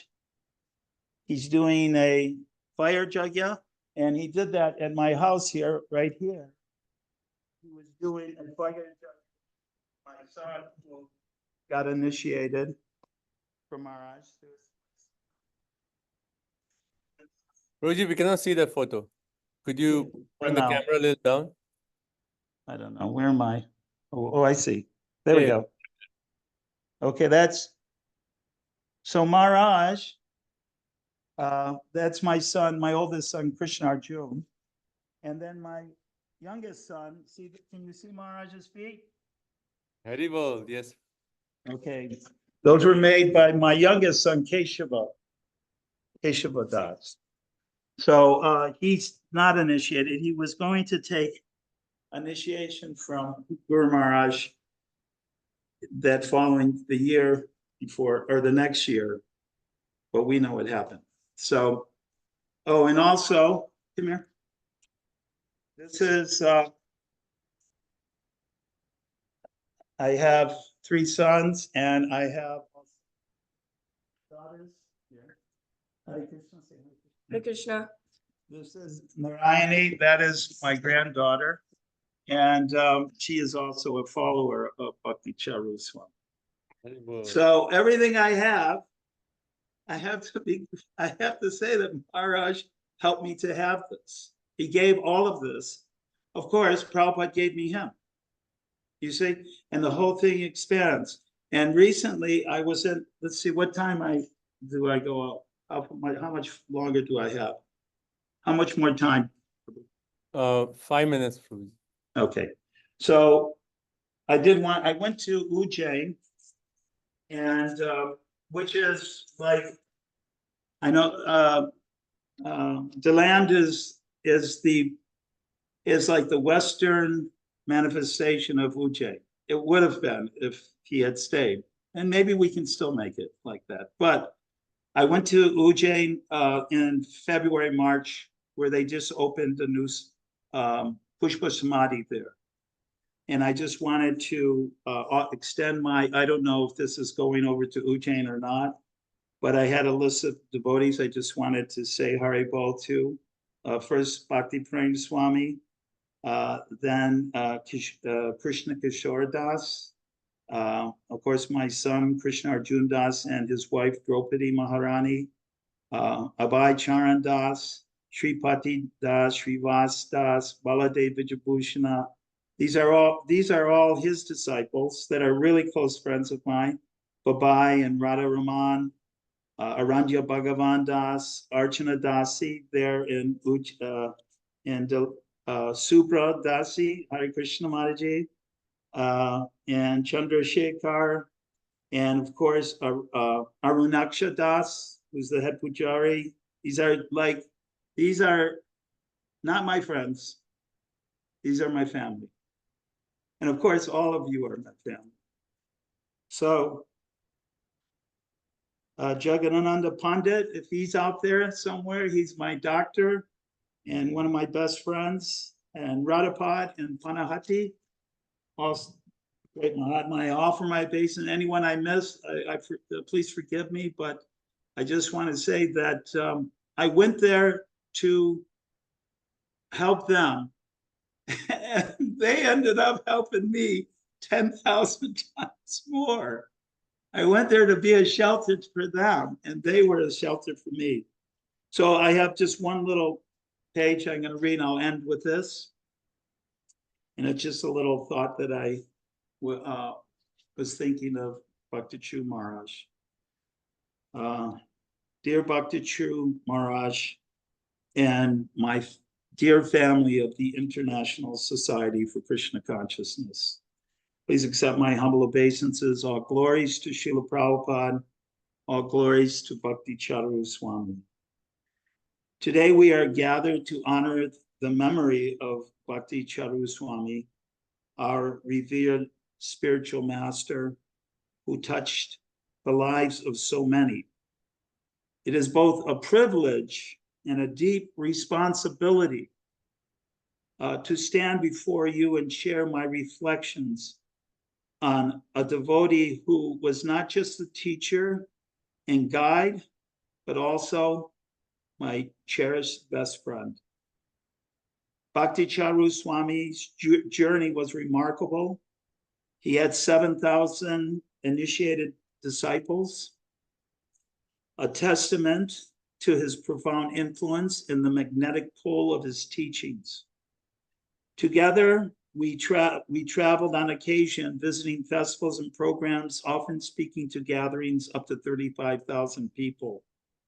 Our shared mission was to spread the teachings of Krishna and the wisdom of the Bhagavad Gita. Reflecting on our time together, I am filled with memories of the countless hours in his association, moving from one program to another, always with a sense of purpose and a heart full of devotion. Each festival and lecture was an opportunity to connect with others and share the timeless wisdom of the Brahma Madhva Gaudiya Sampradaya. And Bhakti Charu Swami did that so perfectly. For 44 years, we walked this path together. It was a journey that was as much about personal growth as it was about spiritual teaching. Maharaj's unwavering commitment to his spiritual master and his disciples and his followers was gentle yet firm guidance, help to shape who I am today. He had a unique way of making each one of us feel seen, heard, and valued. Maharaj's teaching went beyond the mere recitation of scriptures. He lived his teachings, embodying the principles of understanding, of service to Srila Prabhupada and Radha Govinda. His wisdom was not confined to formal lectures. It permeated every aspect of his interactions, whether we were discussing profound spiritual truth or sharing a simple meal of Krishna Prasadam. One of the most significant lessons I learned from Bhakti Chu Maharaj was the power of power of Krishna's presence. He taught me that being fully present in Krishna conscious at every moment, whether it be in joy or whether it be in sorrow, is the essence of true spiritual practice. This realization has transformed my life, helping me to navigate challenges with grace and to appreciate the beauty of each moment in devotional service. As we commemorate Bhakti Tru's life today, let us remember the essence of what he stood for. A life dedicated to the service of Srila Prabhupada, the Panchatattva and Radha and Krishna, a heart open to love and compassion, and a spirit unwavering in its devotion to the divine couple. Bhakti Charu Swami's legacy lives on in each of us who had the privilege, it was a privilege, of knowing him and learning from him and loving him. In closing, I would like to express my deepest gratitude to Bhakti Charu Swami for the countless ways he enriched my life. His teachings, his friendship, and his unwavering support have left an indelible mark on my heart. As we move forward, let us honor his memory by living the principles he so beautifully embodied through the directions and teachings of Srila Prabhupada. I hope to remain the servant of all the worldwide devotees of Srila Prabhupada's movement and Bhakti Charu Swami, your servant Udayananda Das. Srila Prabhupada ki. Jai. Srila Bhakti Charu Swami Maharaj ki. Jai. Nittai Gaur Premanande. Hari Hari Bol. Hare Krishna. Thank you so much, Prabhuji. That was very powerful offering, and yet at the same time so heartfelt, like really bringing out our emotions for Maharaj. And thank you so much. You shared so many memories from 1977 in Vrindavan to memories of you traveling together. And thank you so much. It was very, very wonderful. And thank you for showing the beautiful altar. And we see every part of your temple room is just, It's all him. yeah. All of this is because of him. Everything I have, my wife, my children, that's how I think. Because he just helped me by his example. And every year, I bought this house in 2010 till 2020, he came and stayed for a week at my house every year. And one last thing. He told me, I showed you the fire jug that he did out there. He did all the work himself. I got all the ingredients, but he did the whole puja himself. He was the Brahmin offering all the mantras and all this.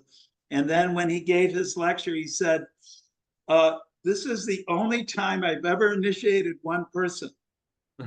He says, as a matter of fact, next week, I got 100 people in New Jersey. I'm having he said, but he said, because of my love for Udayananda Das, I am doing this for him.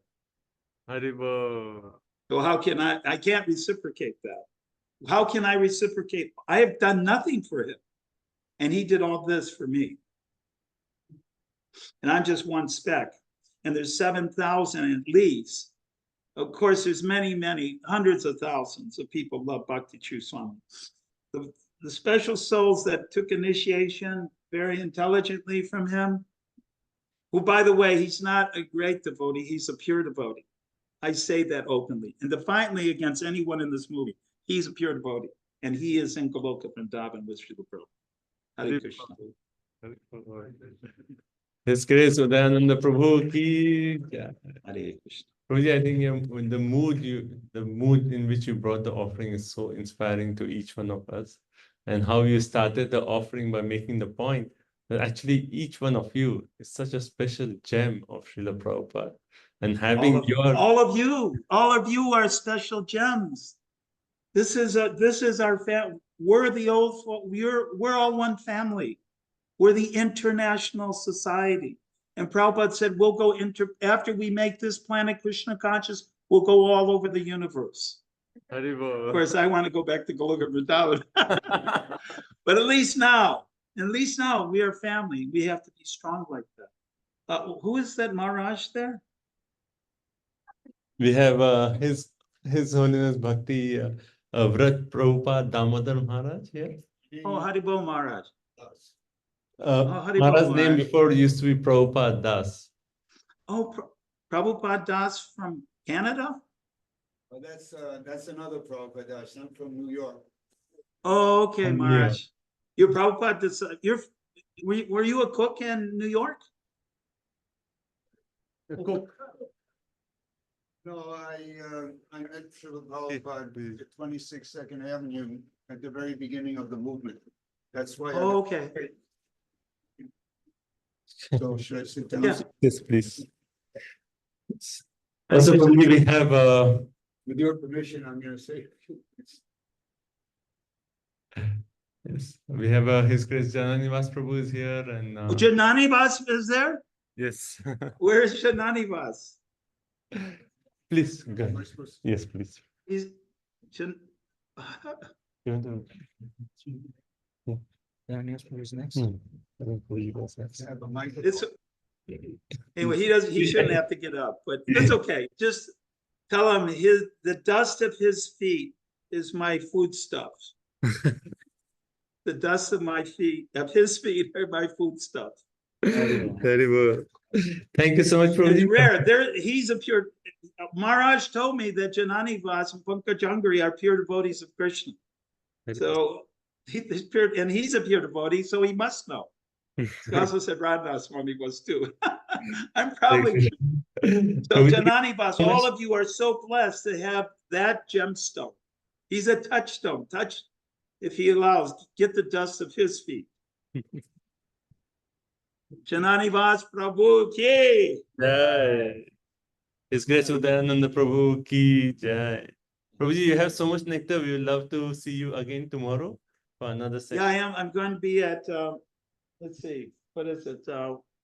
1:30, I think, for Srila Prabhupada. That's, I think 4, Yeah, 1:30 your time, 4:30 our time, Prabhuji. yeah, let's see, 1:30, I believe. Yeah, I think that's right, Prabhuji. Yeah. And 4:30 Okay. right, yes. Thank you so Okay. much, Prabhuji. His All Grace right, Hare Udayananda Krishna. Prabhu ki jai. Hare Cool. Krishna. Hare Krishna. Now let's warmly welcome Sonida's Bhakti Brit Prabhupada Damodar Maharaj. Thank you so much for being here and thank you for blessing us with your association. Hare Krishna. Let's warmly welcome Maharaj by saying Hari Bol, everyone. Hari Bol. Hare Bo. Right. Yeah, sorry.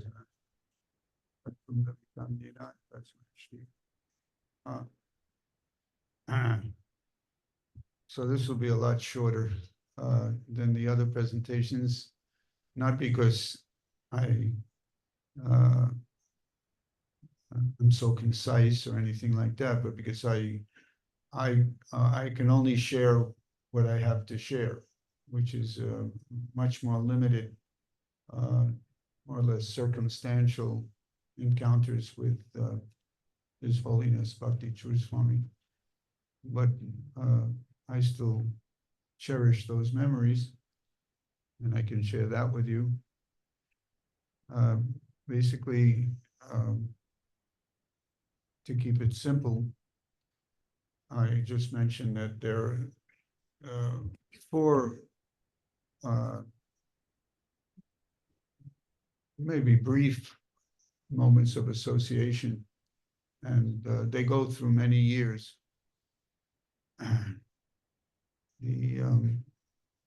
The first one, although I had met Srila Prabhupada at the beginning in July of 1966, and I started chanting Hare Krishna from hearing from a pure devotee.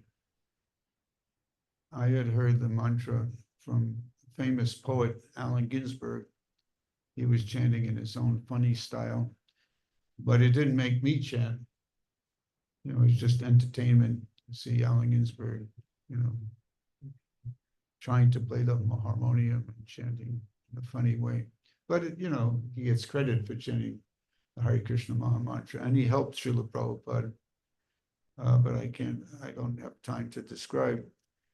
all these details, but um,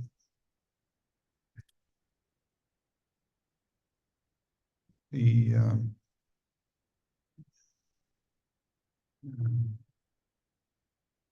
anyway, I started chanting. I became crazy on LSD, but I was still chanting in my own crazy way. So I'm very thankful to Krishna in the form of the Maha Mantra and to Srila Prabhupada. So it wasn't until 1976 or 77, I can't say exactly which year, it was the late 70s, we can say, that although I had met Srila Prabhupada at the beginning and I started chanting and I kept chanting and associating with devotees, I didn't actually formally join the Hare Krishna movement. Back in those days, joining means you move in the temple as a joining. You have a tremendous change in your life. It's not, I'm not putting down the idea that people can be respectable grihastas and join the Hare Krishna movement and still stay in their home. But in those days, it was different. There wasn't much, even Prabhupada once say that you have to live in the temple. Outside the temple is Maya. Anyway, that was a different situation at that time. So I had associated with devotees, and for about 9 years after meeting Srila Prabhupada, of course, I saw him in different other situations. I had a very nice darshan. This would be going off the subject, and I don't want to get distracted from honoring and respecting His Holiness Bhakti True Swami. But I did have a very nice darshan at some point. It's probably on the Prabhupada memories that Siddhanta Prabhu had made. I just want to say one thing, appreciation of Siddhanta Prabhu, in that he was so kind to me, because Brahmananda, he had not that long ago changed from Brahmananda Swami to Brahmananda Prabhu.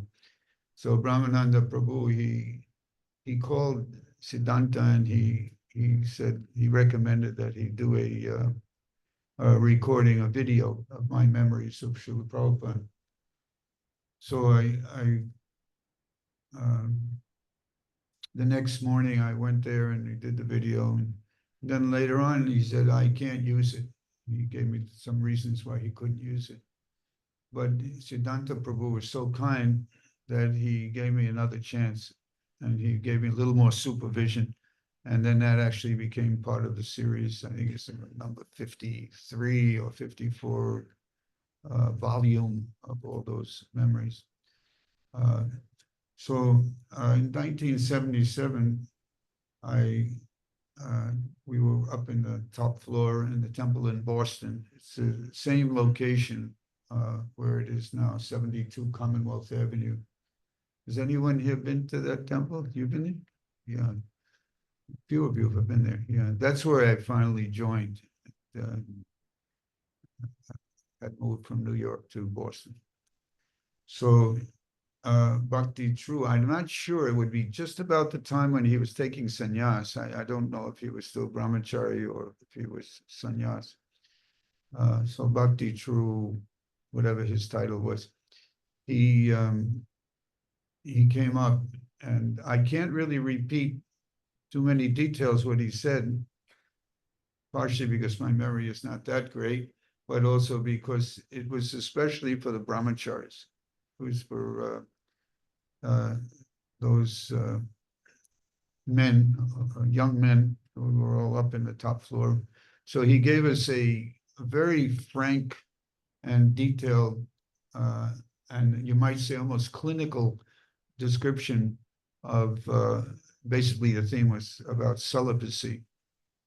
And I remember being quite inspired, and that he gave us, very detailed reasons why it's so valuable. I guess particularly for men. Again, I can't really go into the detail of what he described to us because we're in mixed company here. And he wouldn't, I don't think he would have given this type of lecture in mixed company. So I certainly wouldn't want to override that etiquette. So that was my first, just 4 brief encounters. The second one was going from the 70s now to the 80s. We had recently moved into the big temple in Brooklyn, Skirmahorn Street. I'm sure many of you had seen the big temple in Skirmahorn Street, the big temple room, and Shishi Radha Govinda in all their glory. And we'll come back to that theme about Skirmahorn Street Temple in a moment, because that'll be another remembrance of Bhakti Chuswami. In this case, Bhakti Chuswami was giving a class, and I don't know, maybe it's a little embarrassing, but I don't want to, of the few personal remembrances I have of Bhakti Chuswami, I don't want to deprive you all of one of them because I don't have that many of them. And so this is like a different aspect of Bhakti Chuswami. Everyone has been glorifying his humility, his very, being a perfect gentleman. I'm not saying in this time he wasn't a perfect gentleman, but you hear the mouse that roared. And sometimes someone who's very humble, Srila Prabhupada was like that too, very humble, but sometimes he could roar. So I got chastised by Bhakti Chuswami, because I don't know, maybe coming from New York, we're not so tactful sometimes. We don't have so much culture in New York City, rough and ready. So I raised my hand, at least I did that, and I asked him in a very kind of challenging way, that's the best word to use. I said, Maharaj, by now he was certainly Maharaj, is about 83, 84, something like that. He said, what is ISKCON's state-of-the-art understanding of the origin of the fallen state of the jiva? That $64 billion question that keeps coming up all the time. But I said it, like in a challenging way and not very respectful way. And that's when I got the mercy of getting chastised in public. And I don't remember word for word, but basically what he said, that is the kind of question for people who have time to waste and are not doing more useful things. Something basically he said like that. So it's not like I'll never be willing to discuss that with anyone, but at least I tried to discuss it in a more respectful way than I did there. So he went from 1970s, that was 1980. Now we'll jump up to something that was touched upon by Udayana, his name.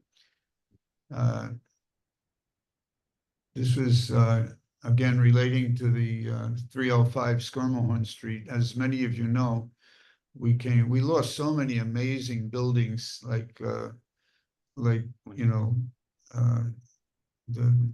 Prabhupada called it his skyscraper building, that 13-story building on 26 Second Avenue. What was it was between the 8th and 9th. 26 to Second Avenue. 26 Second Avenue. No, I'm talking about 1980s. This is 26 what was the address on 26. We're not talking about 26 Second Avenue. We're talking about the big skyscraper building. 55th Street. 55th Street. Yeah. Anyone remember the address? Anyway, 55th Street, but they had an address that had a number on the building. Yeah. So anyway, you know which building I'm referring to. Prabhupada was he wanted to make more buildings like that in New York. Adhikeshava Swami asked him when they were talking on the roof, and he said, where should we make the next skyscraper building? Should it be on the east side or the west side? And Prabhupada said, east side, west side, all around the town. Now, how did Prabhupada know? That was a song from the early 50s. I used to see on television when I was a little kid. So unfortunately, we lost that building, and there are other properties that we lost or were precipitously sold and shouldn't have been. But that's, you know, it's amazing that ISKCON is growing and still is flourishing despite so many mistakes that were made. So at any rate,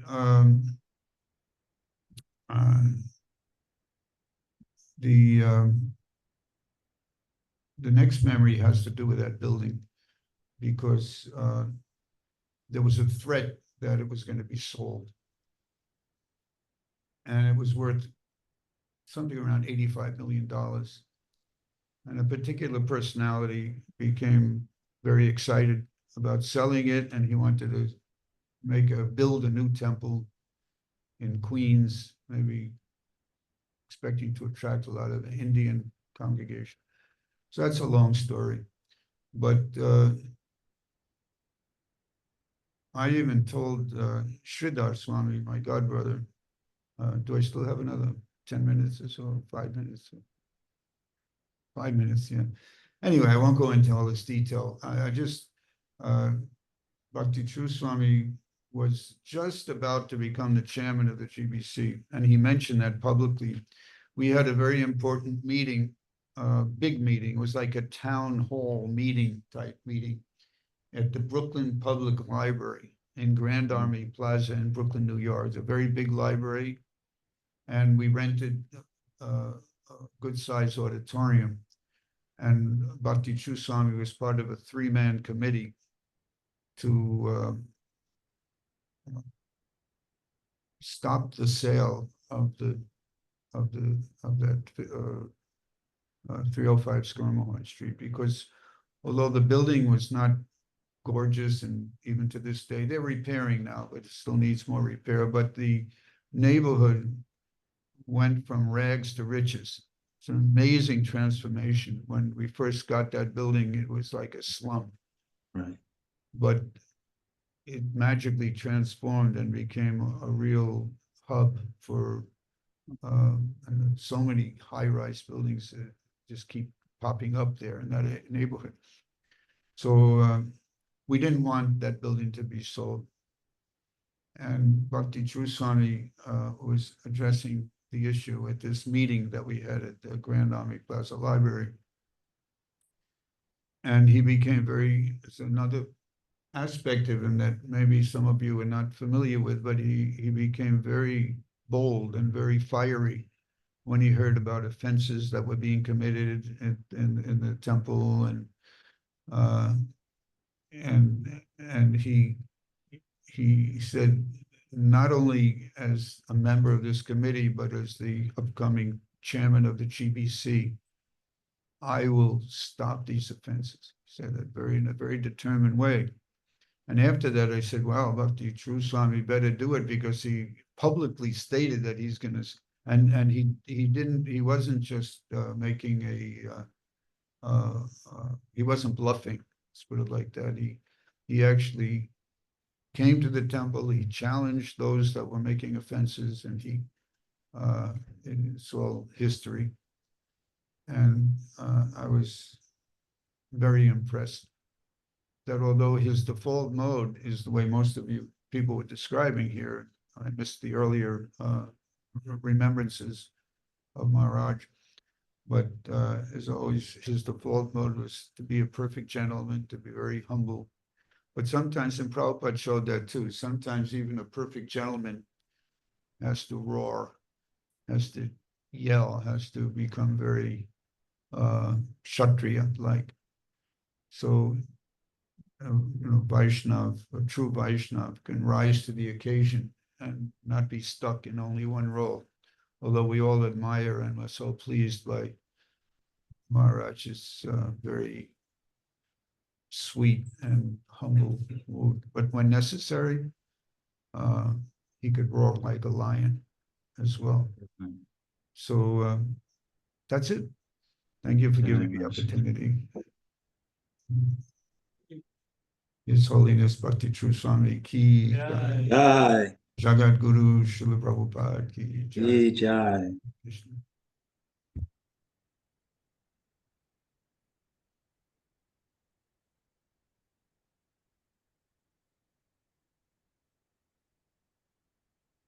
Hare Krishna.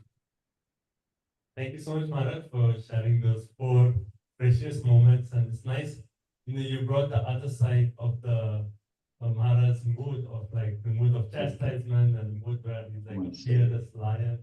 And, thank you so much for bringing that.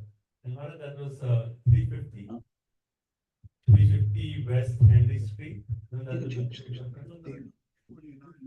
was the early, that was, Brooklyn. This is in Manhattan. Oh man.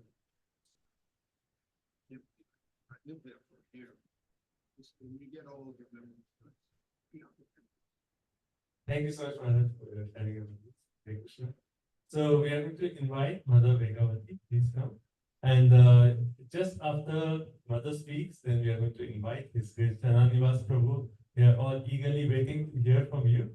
And we have Jananivas Prabhu and the entire TOVP team just after Mother Vegavati.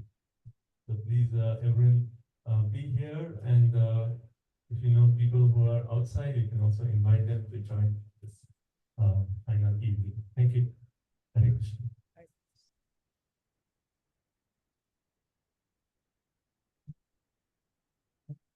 Hare Krishna. Hare Krishna.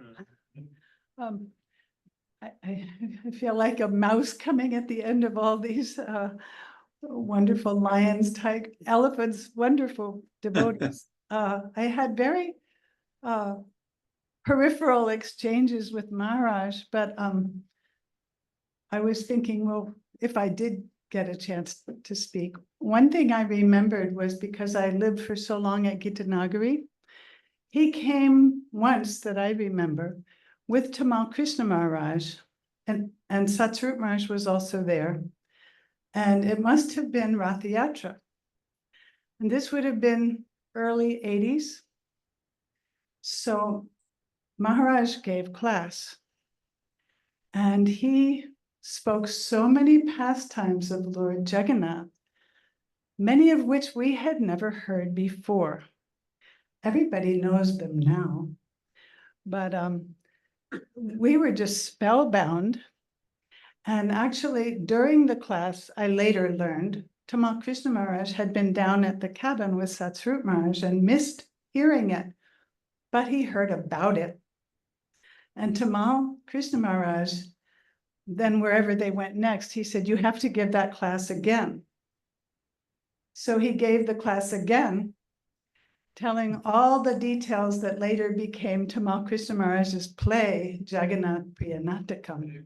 Haribo, Haribo. With the, it was so wonderful hearing about Krishna, Balaram, and Lady Subhadra listening outside the door in Dwarka when the ladies were discussing pastimes from Vrindavan, and the lords, their arms shrunk into their bodies, all these wonderful things, and Maharaj and Pradyumna, so many details, and put together so wonderfully. And then my god sister here, Swarga, and I happened to be fortunate enough to be in Mayapur in 1986 when that play premiered. Wow. And so that was inspired by His Holiness Bhakti Charu Maharaj. So that's the Haribo. first thing I remember. And also probably late 80s.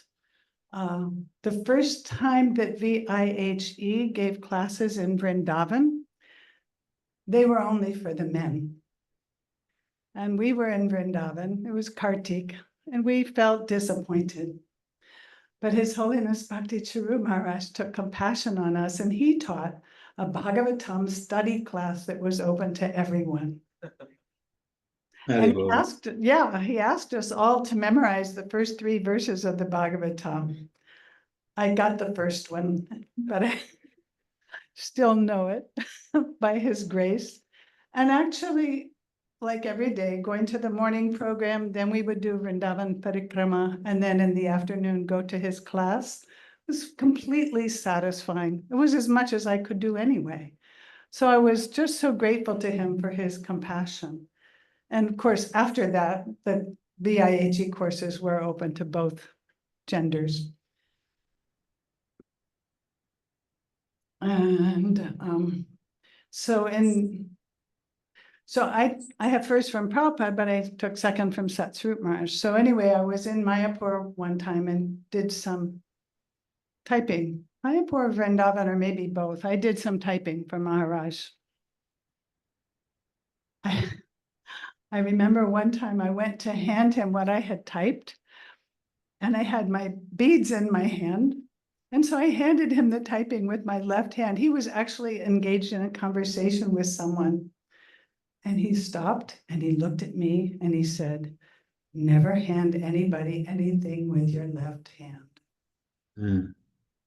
And I said, Prabhupada "Yes, did. I have my bead bag in my right hand." No, doesn't, he was so gentlemanly and so kind but firm to give me a little culture because, I didn't have, but I always remember that. And then the last time I saw Maharaj or had a personal exchange with him was in 2019. Nanda and I were traveling to India together, and we left from Orlando. As it turns out, Maharaj was on the same flight. So he recognized Nanda. She had been the temple president in Alachua for years, so she must have gone. Anyway, he knew her. They were walking together down the hall. I remember snapping a picture from behind of the two of them and later gave it to her. But then when we got to the area where we were waiting, Nanda didn't have her bead bag. She was like, "Oh, must have left it at security." And she went back to security to look for it. So I wanted to clear up something I knew. Anyway, from what it was doesn't matter, but I wanted to speak to him. So I approached Maharaj and I said something, and he said, "What is your name?" And I said, "Maharaj, if I tell you, you'll know, you'll remember." And I said, "My name is Bhagavati Dasi." And he said, "Oh, it was like 25 years before. You did some typing for me." And I said, "Yes, I did." And he said, I'm sorry, I didn't recognize you." And so I told him, "Well, I cut my hair, I put on glasses, and I gained about 50 pounds. So it was no wonder that he didn't recognize. So he started saying, "Oh, I just recently saw a little video about Queen Elizabeth from her childhood to girlhood all the way to elderly age. And bodies change the way they look." And whatever it was I had come to discuss with him, I brought forward, and that was really nice. But afterwards, I realized that actually there was a person I saw that I had also known that long ago. And when she saw me, she said, "Oh, you got so fat, I didn't even recognize you." Hare Krishna. But Maharaj was so gentlemanly without any effort at all. He compared me to the Queen of England. I was thinking, what a cultured person this is. So the last time that was the last time I had a personal exchange with him, but just last weekend, my older sister was, she's had some fall, broken some bones, and then got pneumonia, and she seriously thought she was about to leave her body. So when I heard that, I flew up to New Jersey, anyway, I got there to the hospital and visited for 2 days. And now the doctors are saying, "No, you don't have to go. She's okay." But her daughter was there and we were just conversing about so many things. And I had stayed overnight with some Gujarati friends who sent me with prasadam. My niece goes, "Oh, I love Indian sweets." She's taking it. She's feeding my sister something. And so we started talking about different kinds of food. Because when you're with family, at least now I know, you don't preach to them. I mean, I did in the beginning, and that wasn't very much appreciated, but by now I know you just talk. So we were talking about different kinds of food, and somehow His Holiness Bhakti Charu Maharaj came in, because I remember when, just around when he left, we had the Zoom talks memorial, talking about him, and so many people said, and he was such a great cook. He cooked Chinese. So I told about him, how he was Bengali, but he'd studied in Germany. And then people were saying what a great cook, and cooked Chinese, and they were very interested. Oh, and pizza, he was known for pizza. So I thought, just by being a normal human being, he was there. A saint like that, they're not different from their name, their qualities. And he was there in the hospital room with my sister. So I just, I think my time is up, but I'm glad I got to share those little personal details about Maharaj. Very well, Krishna. very well.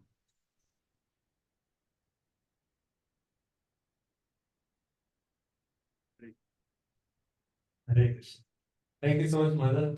The wonderful offering. And just to make a point that when all the wonderful Vaishnavas are sharing, and when you talk of some memories that you have with Maharaj, it's almost for all of us, like at least in my mind, I can just like kind of visualize Maharaj coming and having that interaction with you. It's just so nice. So we really appreciate each one of you and your presence here, and you're making such wonderful offerings, and really again deepening our connection with His Jerusalem. So we are very grateful to each one of you for your presence here. Now, without further ado, we'd like to invite His Grace Jananivas Prabhu and the entire TOVP team. Please come forward. Let's warmly welcome His Grace Jananivas Prabhu. Hari Bol! We're so fortunate that head Pujari of Sri Mayapur Dham is right here with his wonderful presence. Thank you so much.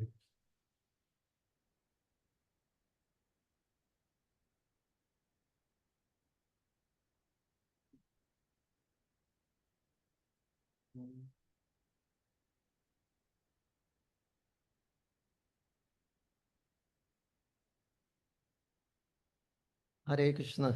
Jai Shri Prabhupada ki. Ye Jai, Guru Swami Maharaj, Tirobhava Mahotsav Ye ki. Jai, Srila Prabhupada ki. Jai Ye Jai Jai. Gaur Premanandi. Hare. Hari Hari Bol.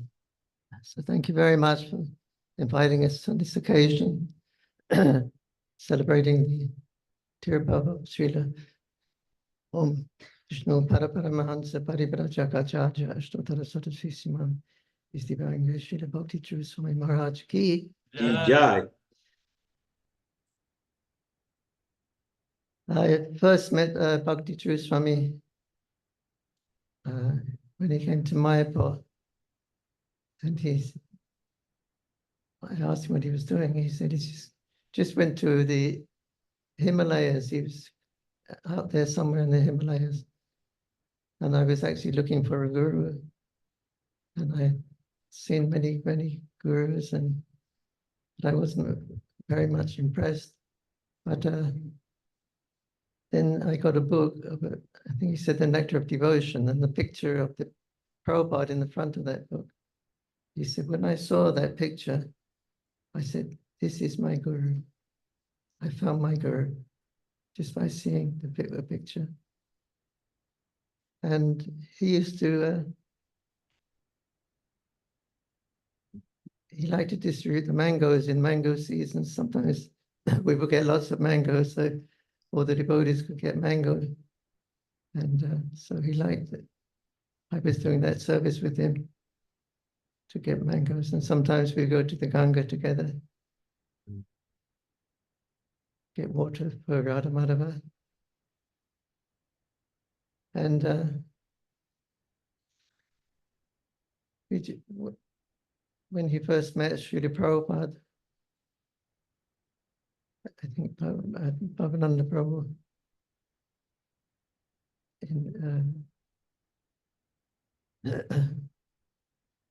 he took Bhakti Sri Maharaj to see Srila Prabhupada. And that they may have even been on a train.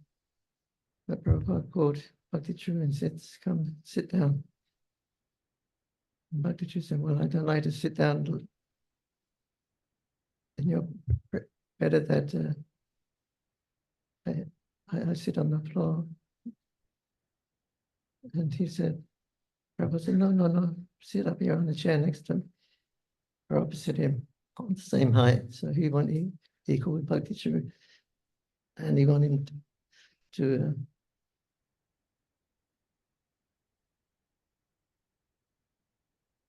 so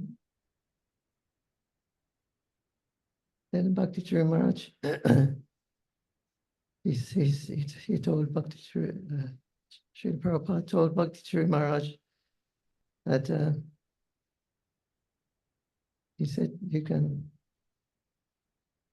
I will give you initiation, and I will give you a Brahman initiation, and later on I'll give you sannyas, and you can also become TBC. All at one time, practically. He spoke all this. So we can see that the way Bhakti Churu Maharaj conducted himself, you can see that he wasn't coming from this, it was coming from previous births.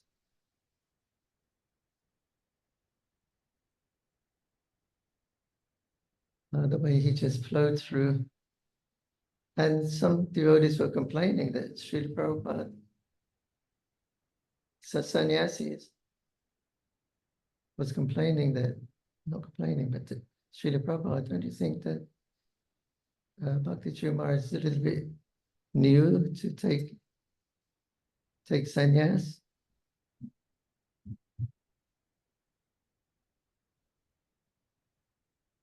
And Prabhupada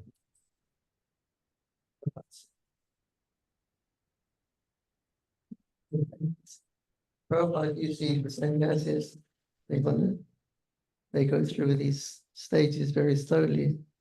We don't think he's actually ready because he's such a new man. And Prabhupada said, that'll be okay, that'll be okay. So yeah, so we can see this is actually a continuation of a previous birth, the way Maharaj just flowed through initiations and sannyasis and GBCs.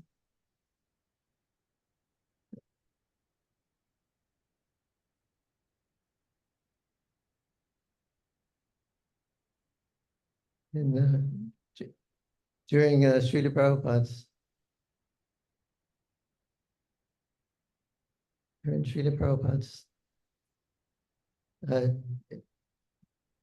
his Tirobhava, did he also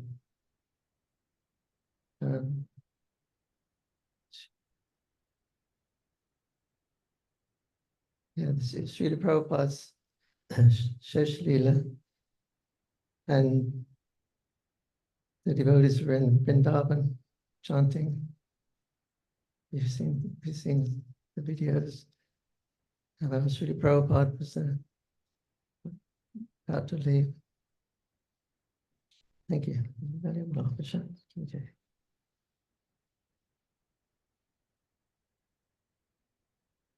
And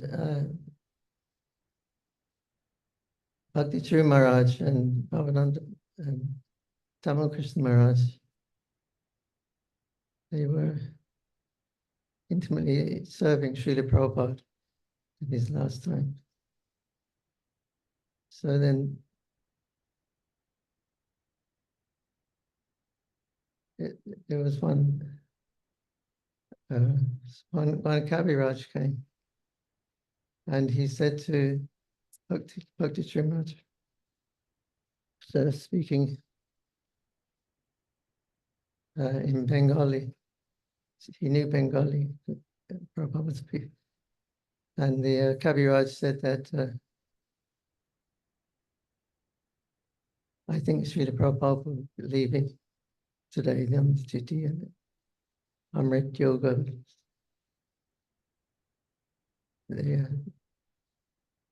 at specific time of the day. He said, I think Prabhupada will be leaving because he's closed the door, the gates of the body.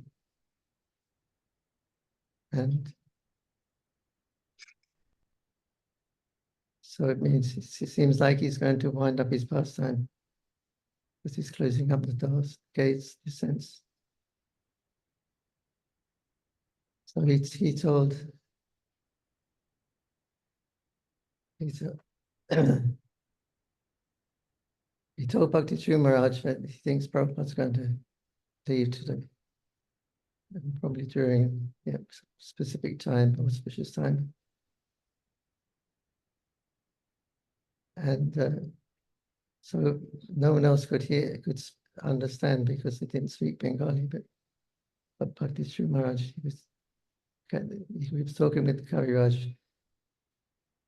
And then Bhakti True Maharaj went into the next room, Bhavananda and Tamal Krishna Maharaj. And Bhakti True Maharaj said, what are we going to do? This Kaviraj said it, Prabhupada's probably going to leave. What are we going to do now? What is the next step? We haven't considered it. We didn't consider Prabhupada ever leaving. How could he ever leave? So that wasn't our meditation. So now the Kaviraj said it seems it's very positive now that Prabhupada's going to leave. What's the next step? What are we going to do? And they were discussing like this. And all of a sudden, at one time, three of them jumped up together for no reason and rushed into the next room where Prabhupada was. Prabhupada had just left.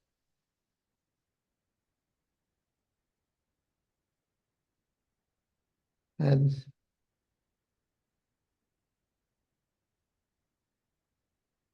so Prabhupada left at that time.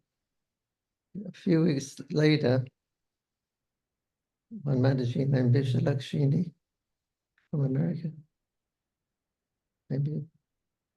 Anyway, she had a dream of Srila Prabhupada. And she said, oh, Prabhupada, where are you now? And she said, Prabhupada said, I'm in Goloka now. And she said, why did you leave like that?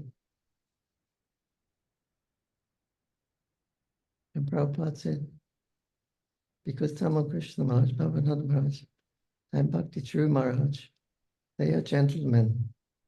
I did not like to leave in their presence. Srila Prabhupada ki jai, Bhakti True Swami Maharaj ki Jai. Nitai Go Premanandi. Hari Bol. Hari Hari Bol. Thank you. Hari Bol. Hare Krishna.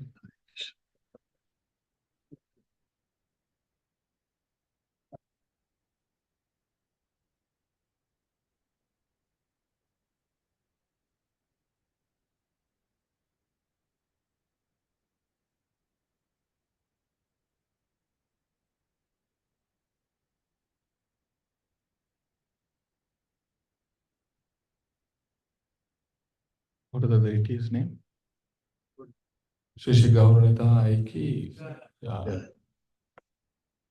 Namo Om Vishnu Padaya Krishna Prashtaya Bhutale Srimate Bhakti Vedanta Swami Niti Namine Namaste Saraswate Deve Gauravani Pracharine Nirvishesha Sunyavadi Pashta Tatesha Dharine Ajana Lambito Bhujao Kanakavadato Sankirtanika Petro Kamalaya Daksh Vishwambaro Dujabaro Yugadharma Palo Vande Jagat Priyakaro Karunavataro Karunavataro Karunavataro Hare Krishna Srila Prabhupada ki Jai. His Holiness Bhakti Charu Swami Maharaj ki Ki Jai. I have two purposes. One is glorification of Maharaj. I have a lot of stories. Second is our family business. So I'm going to connect both. When I remember Maharaj, everything what he did was very sweet. Very, very sweet. His sweetness personified. His singing is sweet. Very sweet. His cooking is very, very sweet. Hmm. His words are sweeter than the sweet. Very kind words, so cultured. Every aspect of him is all sweetness. It was so sweet. In Mayapur, we used to wait for him when he will come. The meetings are scheduled. We used to wait for him. One of the main reasons why we wait for him is he would call us for lunch. And when Ambarish Prabhu is there, then it is in a different level. So we would be waiting. Even Ambarish Prabhu would be waiting when he is going to call. And when he calls, we are ready. We are ready. I'm not eating in the morning. I know that this is going to be a different level. So when we go to have prasadam in his quarters, unbelievable items. Some of the items I have never tasted in my life, have never seen or never known. Some 25 items. Everything is so tasty. You can't leave anything. I used to even pack and go for the next day. I said, Maharaj, can I take a little bit? Such a quality prasadam I have never eaten anywhere else in Iska. Such a prasadam he used to cook. Not only that prasadam, the mood which he serves his God brothers and the management and devotees. Oh, amazing, pleasing. I remember we had a plan, Bangladesh tour. We traveled, me and Maharaj and Jananivas Prabhu traveled on Bangladesh tour. So he told me that Brajvilas, so from one place to Chittagong, we'll go in a helicopter. So that night, I was thinking, oh, I'm going to go with Maharaj in helicopter. I'm going to ask this, ask that, and I'm all in helicopter dreams. So the next day, I hear there was some storm and the helicopter got cancelled and we couldn't do it. I was thinking, Krishna, why did this happen? I was thinking I'm going to sit next with Maharaj. I'm going to ask all these questions and me and Maharaj together in a helicopter. Everything got spoiled. But Krishna, he didn't let it happen. I didn't know the next flight which was supposed to catch. Now from helicopter, we had come to a flight. Maharaj's seat was next to my seat. So I was sitting next to Maharaj. I couldn't believe. I have a photograph also. And I was asking all these questions to Maharaj, which I was thinking that I'll ask in helicopter. It's only we are still in air, but only the form is a little bit changed. So very wonderful experience. And we landed in Chittagong. In Bangladesh, the welcoming, I've never seen such welcome in any of ISKCON centers. They are so devotional. So everybody is on the streets and they call the elephant procession. Like in Mayapur, we do elephant procession. So they call the elephant procession. So there's a big, tall elephant, old elephant. This is the story, very interesting story. So Maharaj is in the car, Maharaj got down, I got down, I'm in the next car, I got down. Then Maharaj tells me, Brajvilas, get on the elephant. This is what I wanted to hear. I thought, yes. So I took the Paduka, Lord Nityananda Paduka and the Shatari. The elephant came down. I thought, fantastic, this is so easy. I didn't know that time Maharaj is teaching me a lesson. This lesson I will never forget in my life. Till today, I remember this lesson. So I got into the elephant. Now the elephant, he stood up. He was sitting so that I can climb, and he stood up. He stood up, it is 20 feet high. It's like I'm already having a dizzy sitting in that elephant. And moreover, this is a old elephant. It's aged. And in the top, the bones are very thick, and there is no mattress there on the elephant. So the bones are very thick and it is protruding out. And the elephant is going like this. My thighs are getting churned. It's a fire on my thighs. And I have to handle the padukas. My shoulders are paining, and the elephant is moving. I'm having fire in my thighs. Not only that, this elephant is an old elephant, and the hairs are standing like thorns. So I am literally, tears are going to come from my eyes. I'm thinking, when will I jump? And I cannot see down. If I jump, I will break my bones. And in between, I have to wait through this wire, that wire, and those posts. I was literally crying. Maharaj, why did you do this to me? No, it was solid 30 minutes I have to sit in that elephant. I just couldn't do it. And I cannot openly say, Maharaj, I wanted to get down also. It is, no, you can't even sit in an elephant. So finally, the destination came. And to add worse to the situation, the elephant is not sitting down for me to come down. So it stopped listening to the instructions. So the guy is trying the mahout is trying his best to get the elephant down on his knees. Somehow the elephant was like this, I have to just slide down. I couldn't even get down. I have to slide down. So I just slid and got down. And I was thinking, I'll never see an elephant in my life. And then I saw here Maharaj. How was the ride? He was asking me. I said, Maharaj, it made me humble. I think this is what you wanted to teach me. If you would have told me, I would have listened myself. I have to sit in this elephant for half an hour and excruciating pain I have to undergo. So Maharaj was laughing like anything. This experience I would never forget till today. While I'm talking to you, my hairs are standing, like the elephant hairs were standing. In 2000,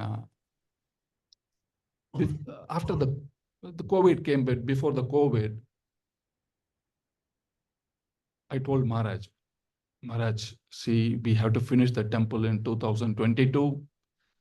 If you come with us, we will travel all over America and we will raise all the funds. Please come with us. Maharaj said, yes, I'm coming with you. He made all the plans. Every plans, he started booking tickets also. And one day he called me and he said, Prajwalas, let's go to all the centers on the aeroplane, chartered plane. I was thinking the elephant thing got cancelled and now it is a chartered plane, So I told Maharaj, if you go in the chartered plane, nobody will give us a donation. They are thinking you already have money. Oh, you don't worry about that. It's one of my disciple or some disciple or well-known somebody who is plane. Maharaj, I think it is better to go in a regular plane, not in a chartered plane. He said, okay, don't worry. Fortunately, we couldn't make the trip because of COVID. And he was a very big supporter for the Temple of Vedic Planetarium. Very big supporter. The last donation which I got from him is a very interesting story. That one devotee from Singapore, he used to give the Temple of Vedic Planetarium a big donation. This year, I didn't call him early, but Maharaj approached him for some project, I think for D-Land. I'm not sure which project it was. It was about $150,000. So Maharaj spoke with him and he said he'll give Maharaj. Then when I called him, he said, "You are late. His Holiness Bhakti Chaur Maharaj told me that he needs help. So I committed to him. I said, hey, I'm drowning. There's so many bills to pay. I need this money to build the temple. Constant flow of fund is needed. Otherwise, it is very difficult." I said, I need this. And he said, you speak with Maharaj. If Maharaj says, then I will give this money to you. I said, are you sure you will do it? I said, yes. He said, yes, I will do it. I said, then it is very easy for me. It's very simple. I will call Maharaj right now. Then I said, I called Maharaj. I told Maharaj, Maharaj, listen, I have so many bills to pay and I need this money for building the Temple of Vedic Planetarium. The bills are piling up. He said, don't worry. I'm calling right now. You don't worry. I'm calling right now and you take the money. And then I got a call from this devotee. Maharaj called me and he told me to give that money to you because you are doing a very important work for Prabhupada. And that was the last donation. This was 2 or 1.5 months before he left this world. Such amazing contribution, sacrifice he did for the Temple of Vedic Planetarium. And to mark this, Ambarish Prabhu, when he left this planet, he said he will build the Samadhi for Bhakti Charu Maharaj. Beautiful Samadhi the DOVP made for His Holiness Bhakti Charu Maharaj. The disciples gave the requirements and they told the mood of Maharaj. Actually, Maharaj wanted to live in Barsana, have a Samadhi in Barsana. For practical reason, it could not be done. So he changed his idea to be in Mayapur.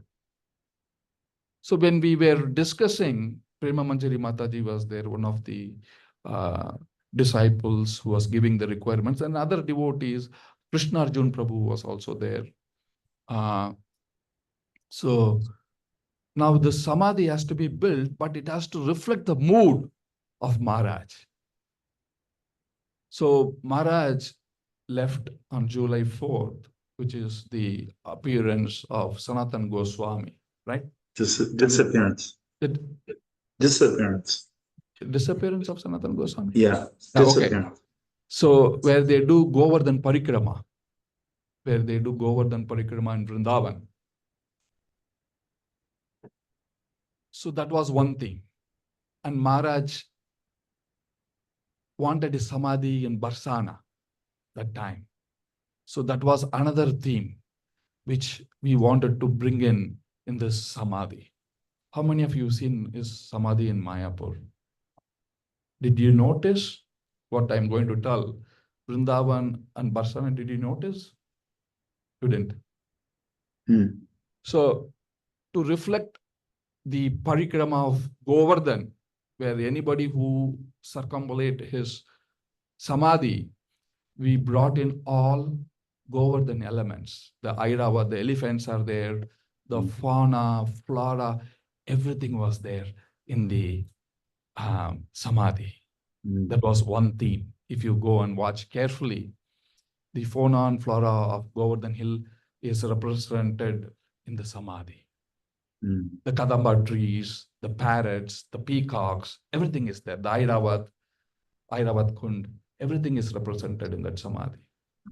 So at the back side, to reflect the mood of Barsana, these are mountains, we just can't put mountains and but we took the essence of three places, which is More Kutir, then we have Geber one, and we have one more, More Kutir, Geber one, and let me see, I just forgot. The third one is and Man Mandir. Man Mandir shows the angry mood of Radharani, because Krishna has went with Chandravali team and Radharani is standing on the hill, are very angry. Then that was, this is all represented by peacocks. If you see, this representation was done by peacocks. And then in Geber 1, angry mood, then separation, where Radha and Krishna are together, but they feel the separation because Madhumangal comes and says the Madhu has gone. So Radharani immediately thinks that Krishna has left. And even though they are together, they're feeling that separation. And More Kutir is the Radha and Krishna was happily dancing. So all this three mood with the representation of peacocks has been depicted as Maharaj wanted the Barsana mood and wanted his Samadhi in Barsana. So that same mood has been brought into his Samadhi in Mayapur. Amazing Samadhi. So if you come to Mayapur, those of you who have not visited Mayapur, come to Mayapur, take this opportunity, go to Maharaj Samadhi, take a parikrama, you're taking a parikrama of Govardhan Hill, and also you can see all these aspects of Barsana in his Samadhi. Amazing, beautiful Samadhi. And this was Ambarish Prabhu's love for His Holiness Bhakti Charaswami Maharaj. How much time we have? Okay. Now, speaking about the Temple of Vedic Planetarium. This year, 2024, March 2nd, we have opened the largest Narsinghadev temple in the world. The Narsinghadev. Haribol! Yeah. Haribol! Is Udayanand Prabhu there? Yeah, I was there. Haribol! Haribol. Thank you, Prabhu. In fact, when His Holiness Bhakti Charaswami Maharaj was the chairman of the GBC, that is the time we installed the chakra. Haribol! His leadership, we installed the chakra. From there, the progress really shot up. Heavy progress, except the COVID literally brought us down. So this year was Narsinghadev wing opening.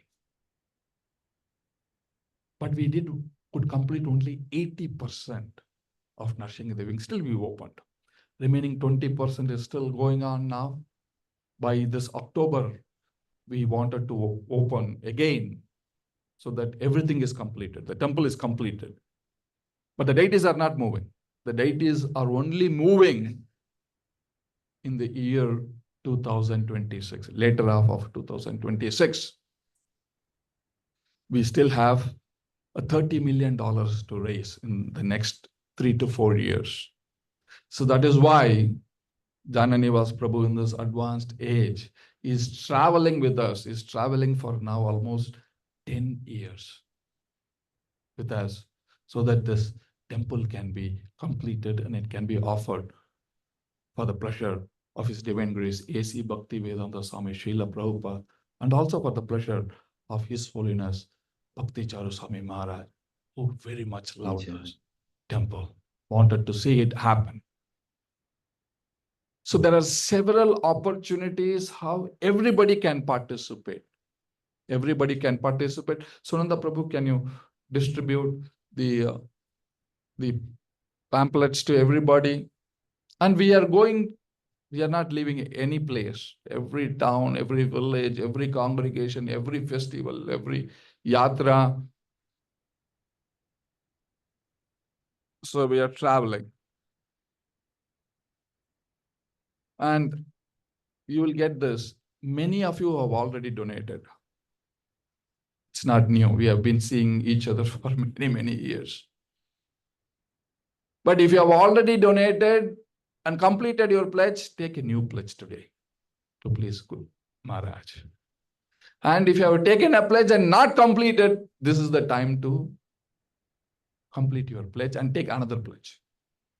This has to go on. Then only we can build this temple.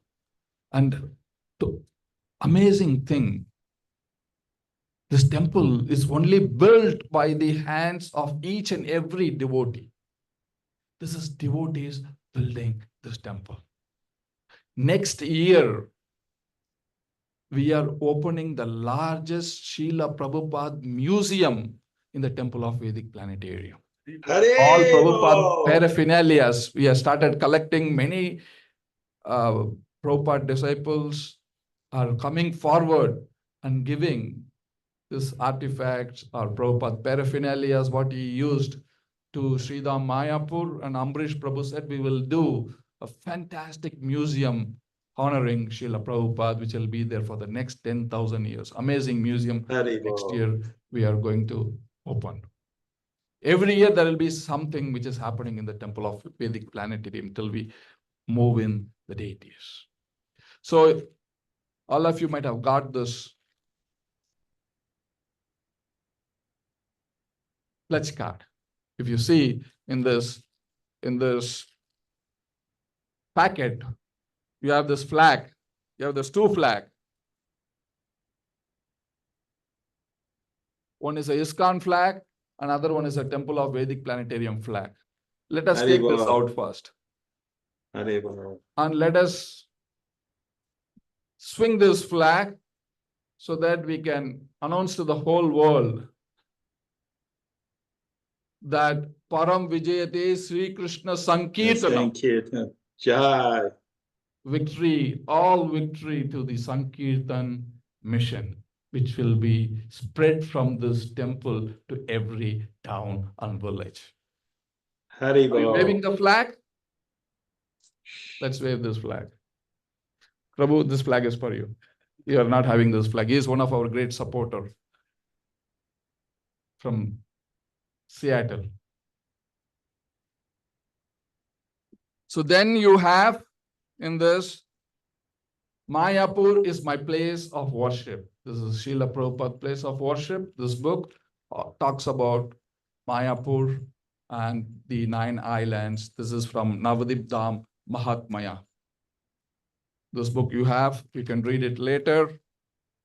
Then we have this pledge card, a Sankalpa card, or this is the card to honor His Holiness Bhakti Charu Swami Maharaj today.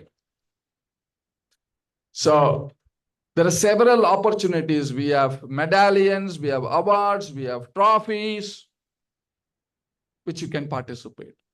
You have 3 years' time. You can do it in installments.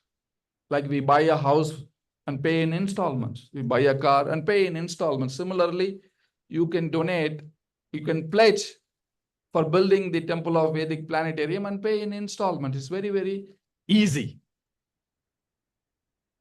All you have to do today is just think about His Holiness Bhakti Charu Swami Maharaj and pray to him so that you can do all something gold today.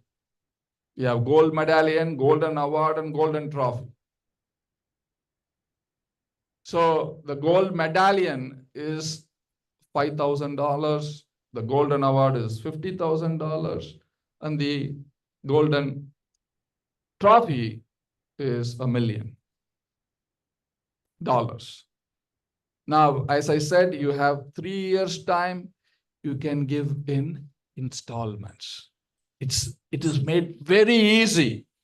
The $5,000 would only come to $125 or $130 every month.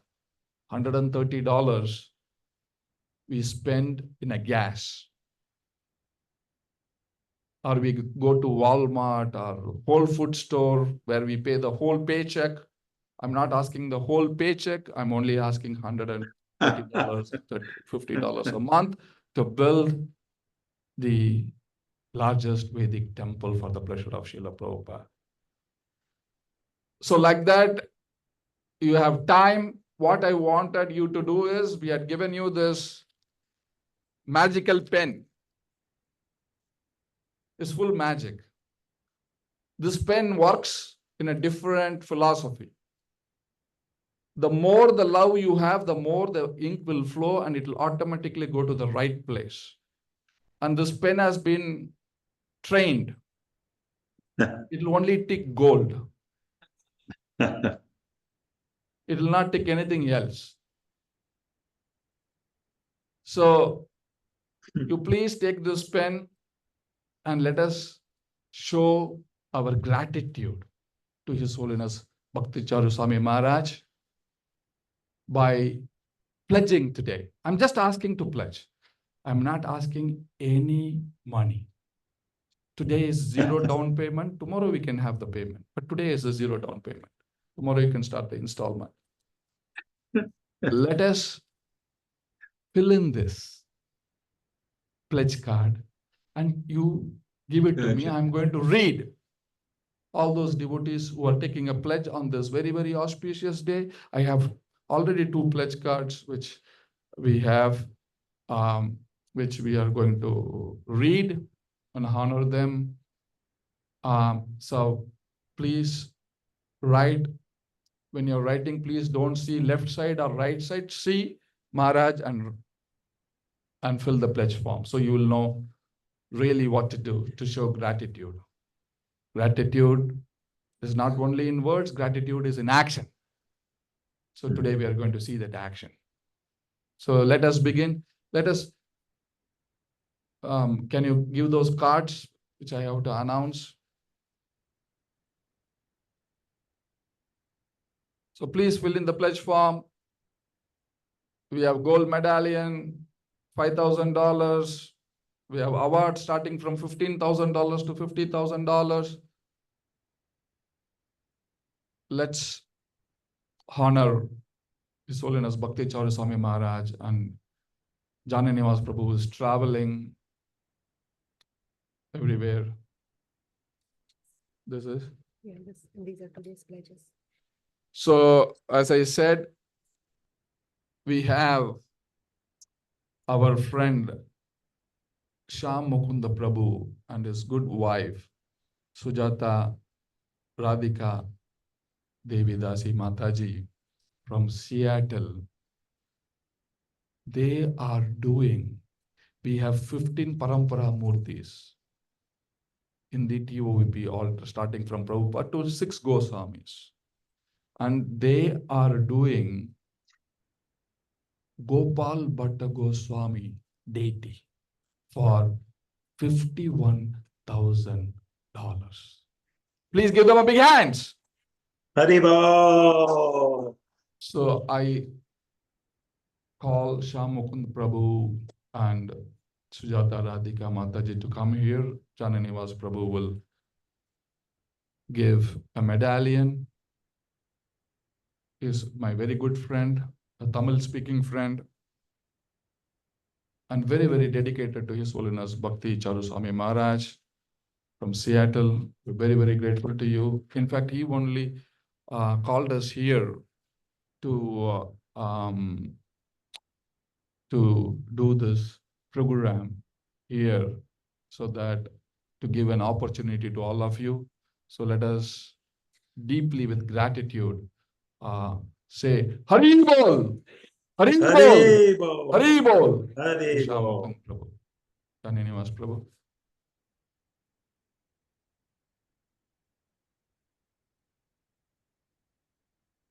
Haribol. Hari Bol. Udayanand Prabhu, Jai. His enthusiasm, Udayanand Prabhu made me emotional actually today. I heard his speech and he made me so emotional and created a different kind of enthusiasm today. We have today Upendra Sahu, Prabhu he has done a bronze medallion. I'm not sure if he is here. Huh? So they already left Tampa. So let us all give one round of applause for Uday Sahu, Upendra Sahu Prabhu. Haribo. Baswati Sarkar Mataji, she has done a diamond of the dome. Then we have Karuna Chaitanya Das and Brajarani Mataji. They have done one bronze medallion. They have already paid. Is there, Prabhu is here? Karuna Chaitanya Prabhu and Brajarani Mataji. Is he? Okay. They are serving. They're always in the kitchen and trying to serve the devotees. Very grateful to them. Give a show our gratitude by clapping and saying Hari Bol. So now, let the show begin. Please fill in your forms. If you have already done, take one more. It's easy and simple. We should have everybody today taking a pledge. Taking a pledge is simple, and giving it is also simple. This is a challenge for you. You take a pledge, whatever amount it might be. Take a pledge, and you have 3 years' time. After 3 years, if Lord Narsingadev doesn't put that money into your bank, you come to me and tell me that you told pledging is easy, giving is simple, giving is life, and I took a pledge, I didn't have the money, I will fulfill your pledge. I will pay it for you. Don't worry, but take the pledge. Udayanand Prabhu is a good proposal. Excellent. Excellent. So let's It's see all who- Christians. Yeah. Actually, Udayananda Prabhu helped to give the Paduka of His Holiness Bhakti Charu Maharaj for the Samadhi in Mayapur. I forgot to mention that. And his son actually brought the Paduka to Mayapur, Krishna Arjun Prabhu, who bought the Paduka, and it is still there. Today is a big celebration in Mayapur, actually. Hare For His Krishna. Holiness Bhakti Charu Maharaj. Very big celebration. Also, my son brought the Vapu Yeah. of Maharaj. That Yeah. Yes, his son also brought the Vapu. We did the Samadhi for Maharaj there in Mayapur. So anybody there?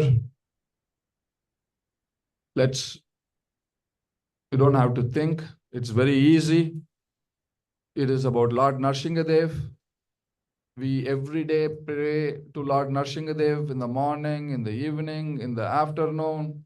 Whether we are in the car, we go out of the house, in the house, outside the house.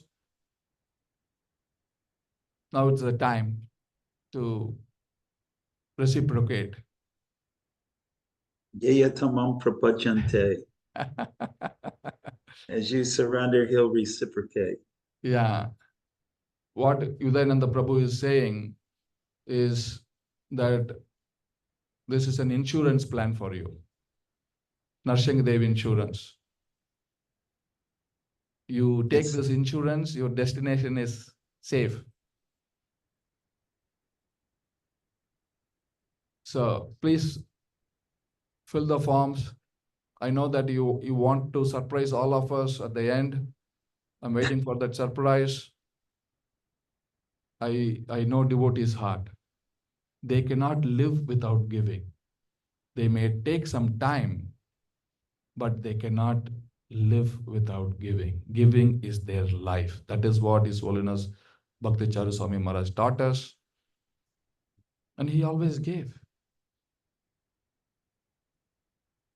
So, leading his example, Sunanda Prabhu, please bring that card to me. We are just starting.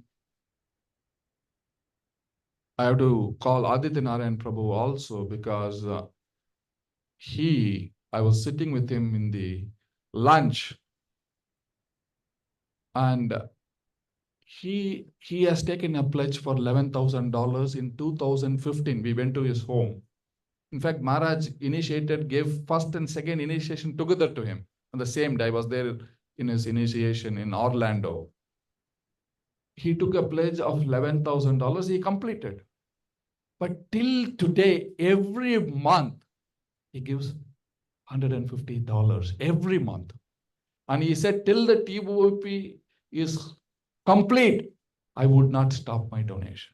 Give a big hands for Aditya Narayan Prabhu. Sunanda Prabhu gave a medallion for Aditya Narayan Prabhu, such a sacrifice, an amazing devotee, and he and his wife, called Mataji also. So that 11,000, now he has increased to $25,000. Give a big hands to Aditya Narayan Prabhu. Haribo.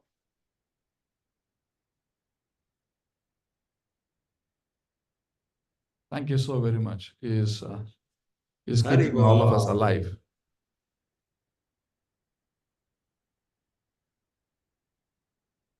Yeah. Thank you so very much, Prabhu. Mataji, thank you so very much for helping us. Haribo. This is how. Now we have Radha Raman Prabhu. Radha Raman Haribo. Prabhu. I just knew him today afternoon.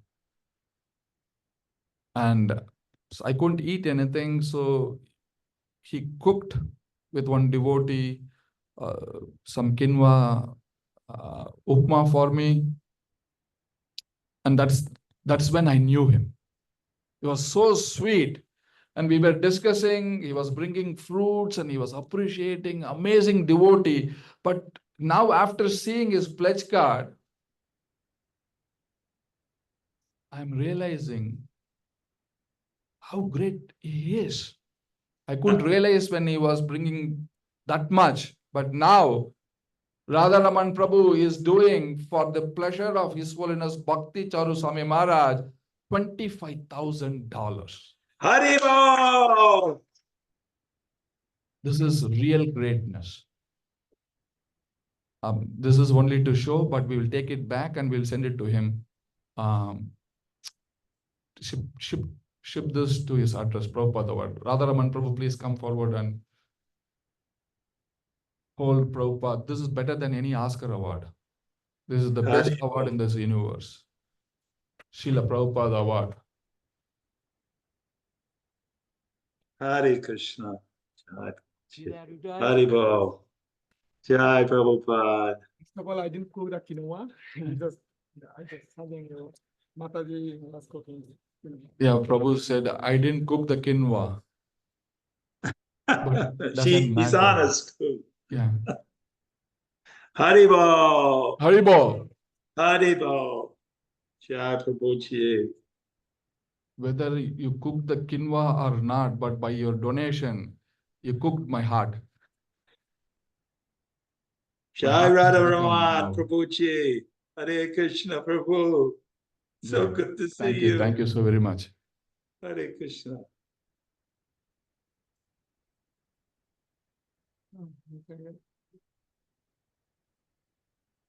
Jai Radha. Now we have Swarga Devi Dasi Mataji. She is doing $1,000. Please give her a big hand. Haribo. Please come and take your coin and the pavitra. Thank you so very much, Mata. Amazing. Mataji lives with Bhagavati Mataji. Bhagavati Mataji was telling me. And such a honor to have you here and amazing. Thank you. Haribo. Now, this is, we have I think this is a little bit kind of a match fixing, I think so. We have the next card is Vegavati Mataji, Vegavati Devi Dasi. She is doing a $5,000 golden medallion, but the interesting thing is she is serving in the Temple of Vedic Planetarium. Haribo, Haribo. So very, very nice to see. Even the TOVP devotees are sacrificing big time. So thank you so very, very much. You make a very powerful presentation. Haribo, Mataji. Thank you.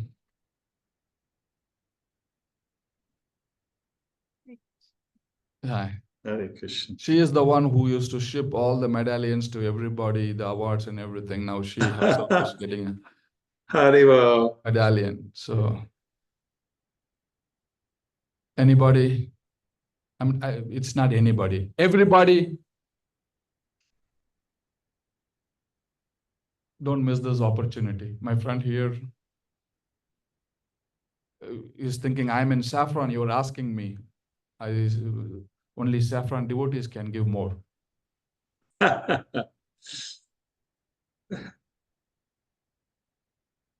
Mhm. The children's also should do something for Maharaj, the younger generation. Definitely. This is the right time. Make your life auspicious. How we are doing with the time? We have a lot of time or we have less time?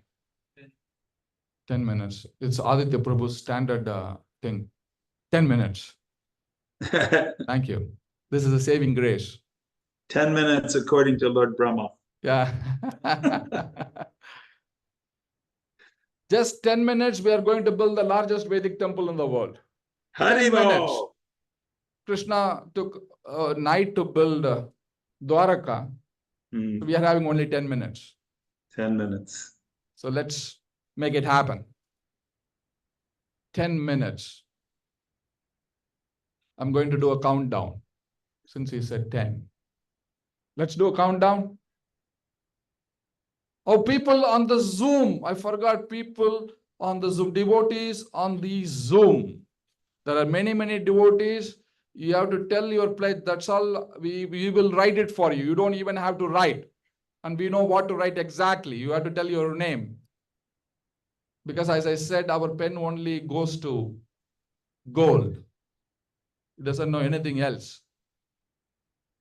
So those online viewers, offline, any line today, we have something for you. So anybody, let's do a countdown. Srila Prabhupada, 10.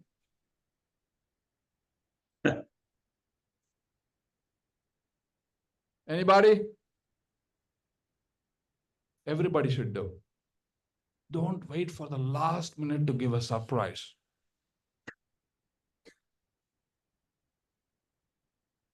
Srila Prabhupada, 9. It's ticking. I'm telling you, it's easy. What is difficult, I'll tell you. The difficult thing, anybody knows what is the very difficult thing? I'll tell you today. The difficult thing for devotees is you come to a program and you don't give and you walk out of this room without giving is so difficult. And the easiest thing is to give. I'm sure. Udayananda Prabhu, you second me on this? Totally, 100%. Actually, it's all Krishna's anyways. So what are you giving? You're just giving back the stolen property. It's all Krishna's. It's such a good business deal too. Because then everyone, you invest in the stock market, you might make a little money, invest in real estate, you might make a little money. But at the time of death, all of that money is gone. The only money that's going to matter is what you give to Krishna, because Krishna will remember that. That's all, because it's his money anyways. So just give it, and Krishna's, Prabhupada said, you take one step to Krishna, he takes 1,000,000 steps to you. Yeah, 1,000,000. So it's a good investment. yeah. Give 25,000 and multiply that times 1,000,000. That's what you're getting back. Who would not take that deal? Srila Prabhupada, Key. I was taking one donor and showing the Temple of Vedic Planetarium.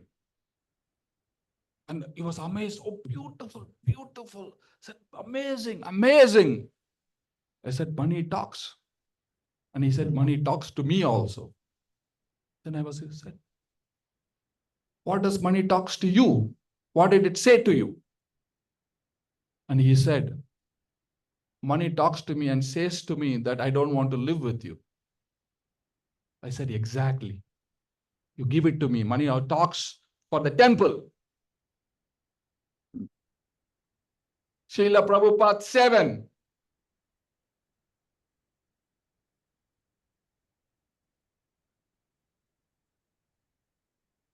Srila Prabhupada 6. Anybody? You don't have to see down or see the next one. You have to be happy. Did we do 6? 6. Srila Prabhupada 5. 5. Srila Prabhupada 4.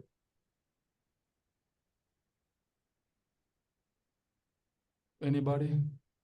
4. Srila Prabhupada 3. We're coming close. Hare Krishna Prabhuji, Oh, yes. Aparajita here. This is from the ether. Yes, Mata. I would like to pledge $1,000. Haribo! Thank you. Aditya Prabhu, you are noting it down. I didn't hear the... Mataji, can you text? Radha Prema Pada? Prem Prada. This Radha is her Prem daughter Prabhuji, Hare Krishna, Aparajita. So Aditya Prabhu, you are noting it down? Yeah. Sonanda Prabhu, can you give a...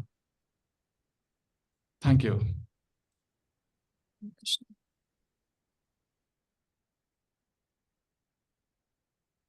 Srila Prabhupada 3. Srila Prabhupada 2.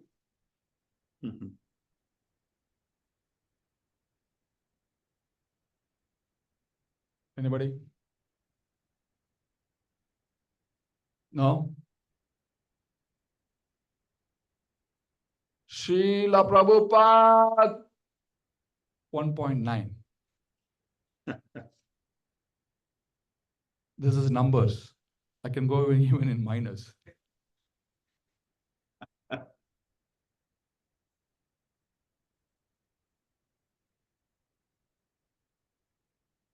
Srila Prabhupada 1.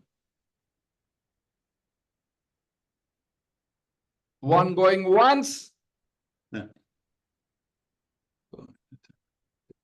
1 going twice.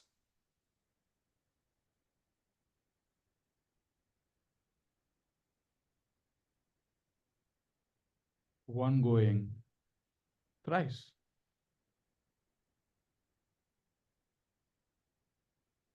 His Divine Grace, A.C. Bhaktivedanta Swami Srila Prabhupada K. Srila Prabhupada K. Srila Prabhupada K. His Holiness Bhakti Charu Swami Maharaj K. His Holiness Bhakti Charu Swami Maharaj K. His Holiness Bhakti Charu Swami Maharaj K. Thank you all so very, very, very much. Hare Krishna. Jananivas Prabhu Ji Ki. Right. Yeah.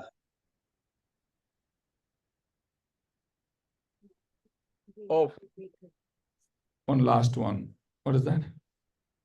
James Prabhu is Jai. doing some general donation. So give a big hands to James Prabhu. Haribol!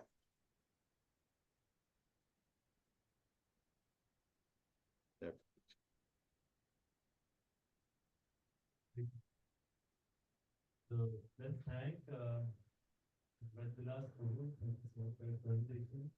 You know, it's not an easy seva that Prabhu is actually doing, going all around and raising funds for the temple that is actually the dream of the Prabhupada.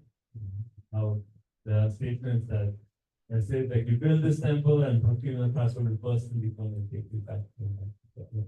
It's a very, very wonderful temple. It's called a table, which we like to give your pledges. But thank you so much, Prabhuji, for doing this wonderful seva. His grace Rajvilas Prabhu ki. And thank you so much, Jananivas Prabhu, for blessing us with a wonderful association. Also, very quickly, Mayapur Dham. His grace Jananivas Prabhu ki. Antakoti Vaishnav Vrinda ki. Hare Krishna. So, there are so many devotees who now get an opportunity to speak. But tomorrow we'll have more time.